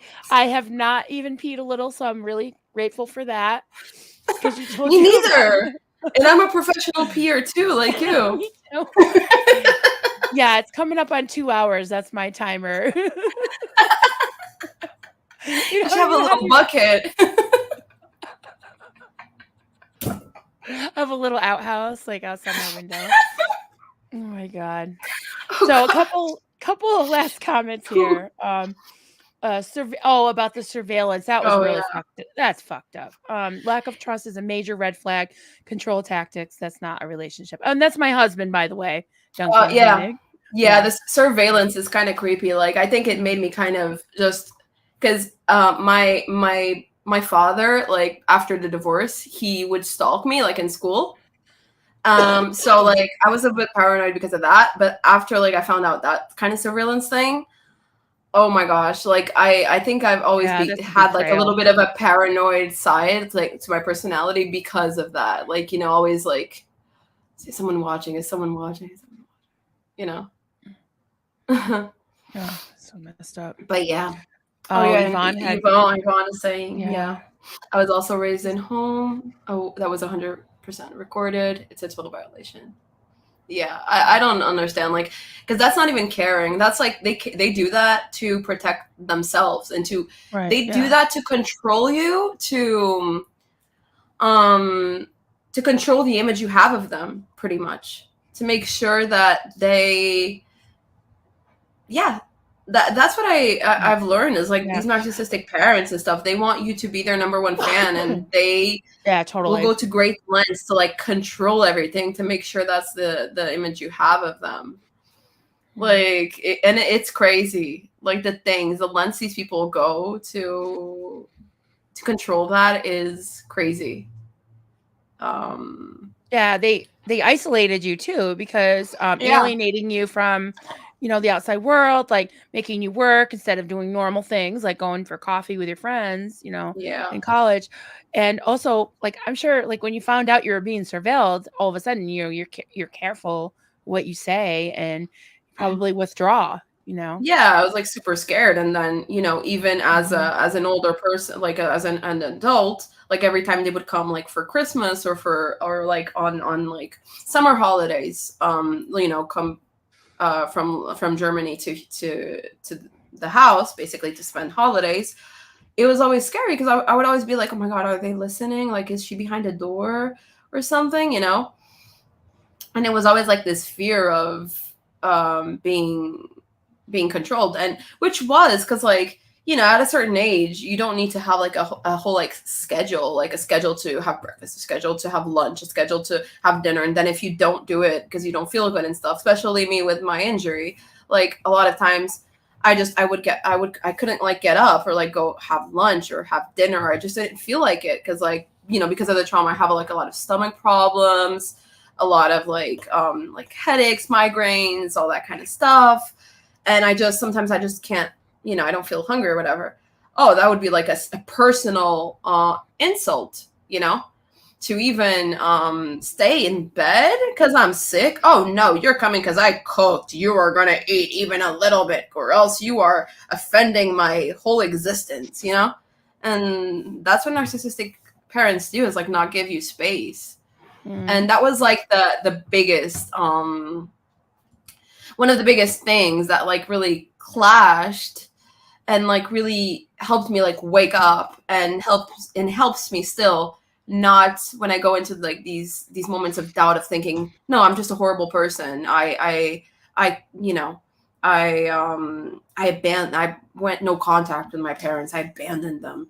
I remember like, no, because I look at how, right now, it was my boyfriend and his mom that, like, I'm living with them, and like his mom is a real mom. Like, that's where I see like, wow, so this is it. Like, this is the role model, like, because she is just amazing, like awesome, and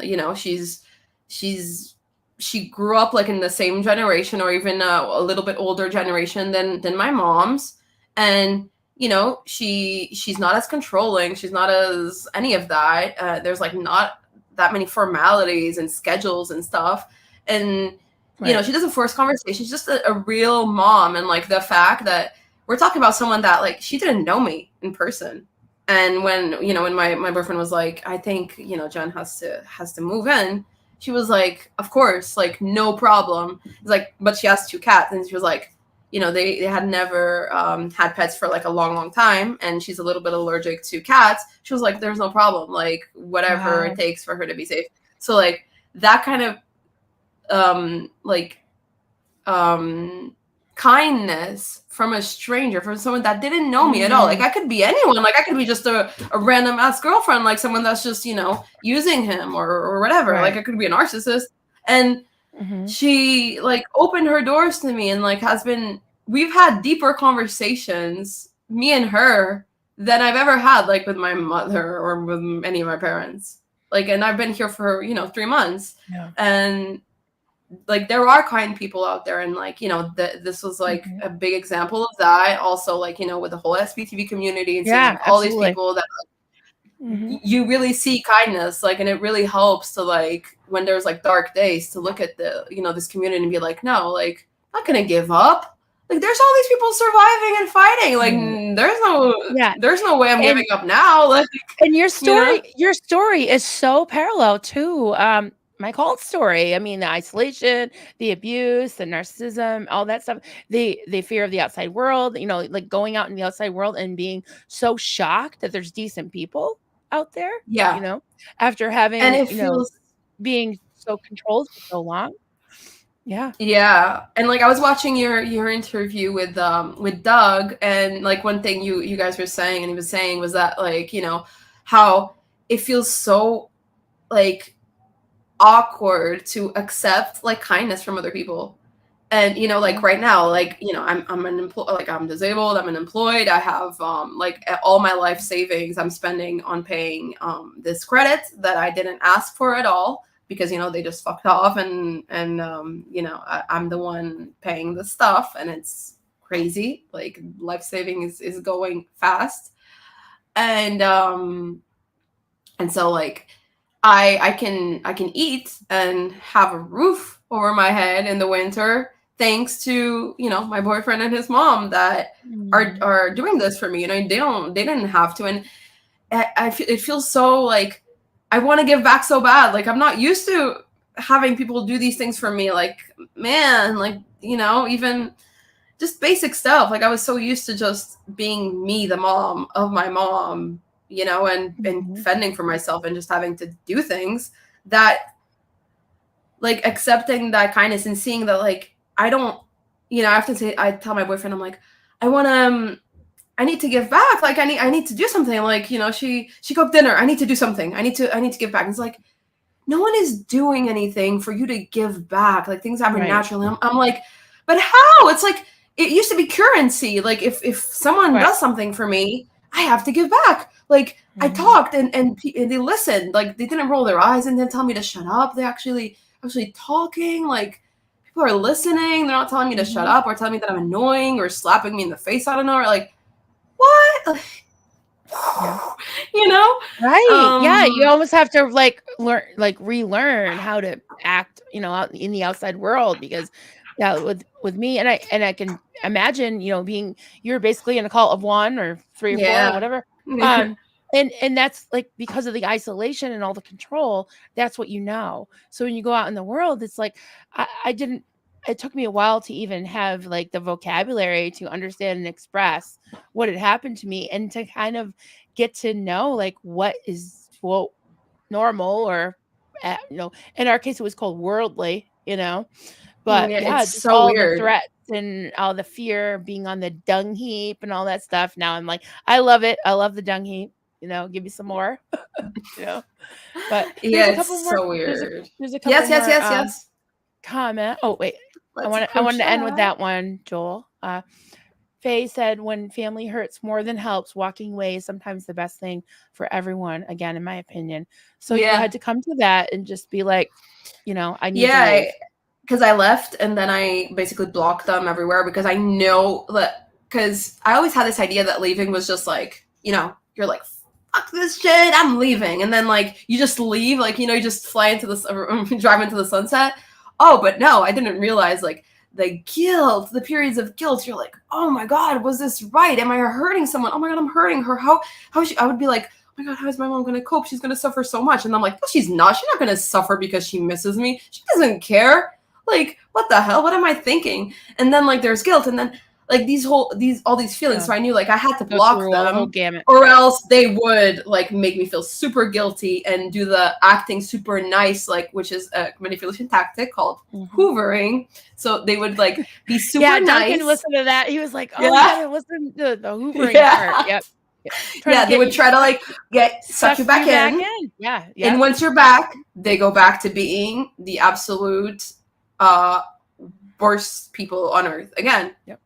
And the sucking back in part is very complicated because it's convincing, because suddenly they become everything you ever wanted them to be. Nice, respectful, listening to you, blah, blah, blah. And then once they lure you back in, then it restarts. Yeah. So, yeah, I mean, the only thing was really just realizing that, like, even my whole family, besides, like, my aunt, everyone, every single person, and I have a big family. Like, my grandma had 5 kids. I have 14 cousins. So, it's a big family. Everyone sided with my mom. Everyone. Everyone thinks I'm this evil, crazy bitch with mental problems, clearly unstable and unthankful and ungrateful. And that's how people see me. And like everybody turned their backs. But I don't, you don't look back, like whatever. Yeah, it's like the shunning. It's like, really, I mean, I really appreciate you telling your story, and you have so much insight. You've, in such a short time, you've processed so much of this, and you're able to really break it down. I mean, I really, really like your channel. I'm going to put your banner up again. Everyone, please hop over there and like and subscribe to Jen's channel at Ego Next Door. Tampa B Man is saying, "I'll be your mom." Okay. Oh, good. She's the best mom in the world. Yay, moms. And that's the thing, is like friends are the family you choose, and that's the kind of thing, is like, what doesn't, like, family is blood, but like there's this, especially in very Catholic countries, which is the case like with with Portugal and with like a lot of European countries. Yep. People are raised with the thing of family unit is like it's precious. There is nothing. I was told, like, someone from my family texted me saying I'm a terrible person, and like there is absolutely nothing that your mom could have done for you to do this to her. You are so inconsiderate. Like, nothing. And this is what people you could have kicked her out on her ear, but you didn't. So but this is the kind of thinking that people have, is like, no matter what, family, it's family. Like, they can do whatever they want to you. It's family. And that is a very, very harmful kind of thinking. Totally. Because it's not, you can go on your own and do your thing, and you have to like prioritize that's like the moral of the story. Like, you need to prioritize yourself. And like, even if it feels super bad in the beginning to like you feel like a terrible person for putting yourself first and taking care of yourself, and just like not doing anything for a day, just like sit on the couch and watch TV, even if it feels super bad, even if you like start getting like the jitters to do something and go work, don't, like, just enjoy that. Try to enjoy it. Try to live in the present. Force yourself to do that, because you need to learn how to put yourself first. Like, that is just the one thing. And unfortunately, most of us, like, people coming from big cults or cults of one or whatever, we learn to be completely complacent to other people's needs. And we completely lose our intuition, and we train like what some would call like the out tuition, which is like, exactly what other people need. Exactly how to meet other people's needs and detect when they're feeling sad or whatever. But then you don't know yourself, because your intuition is like outwards. You don't look within, because you have this sense of responsibility. But so self-care, people, just... Yeah, you have an aunt. I'm not a mom, but a relatively good aunt. Okay. If you need another aunt, here's another aunt. Here's Grammy Faye. Oh, that's so cute. Plenty of moms here for you to choose from. This is your new family if you'll take us. Lovely community. So there you go. Oh my God. Stop. Don't make me cry, man. And Tampa B, Barbara already subbed to you. Aww. I think she's been hanging out in your chat too. So yeah. Yes. Everyone, please subscribe. And Wow, it's already been over 2 hours. I can't believe it. It went by so Yeah, fast. But it did. yeah, so I wanted to put this up as one last thought is Joel said this live has been very good. I think there will be more. I would love to have you back on, and I would love to I would love to dissect be back. some of this narcissistic you know, the traits and everything, because I think you're very smart, you have a good handle on things, and I would like to draw some parallels, because while you were speaking I was like, oh my god, like, Yeah, yeah, I can understand. And some of the things that you said that that you got from Kelly's videos and everything, yeah, I really did too. I understood, wow, more of what I had gone through listening to other people's stories. And I like hearing your input. So if you want to come back sometime, of that would be course. awesome. Yes, yes. All right. All The right. answer is yes. She said yes. Say yes to the trust. I love how the chat is like everyone just suggesting, like offering to be one member of the family. It's very cute. I know. They're like that. Oh, the wacky aunt. Oh my god. Oh my gosh, this is such a great community, seriously. Love mumming. Always available. Oh. Pop groomer will be a sis. Yeah, she's Ah. still very young. Tampa B, thanks both of you for being so real and honest. It means so much. Thank you. Thanks. I'm the older troublemaking brother. Yes. Sure. Everyone needs a Steve-O in their life. That Steve-O, I tell you. Very hard habit to quit. Oh, I'm not sure what that was. Sorry, I hate when I do that. It's like a personal thing. It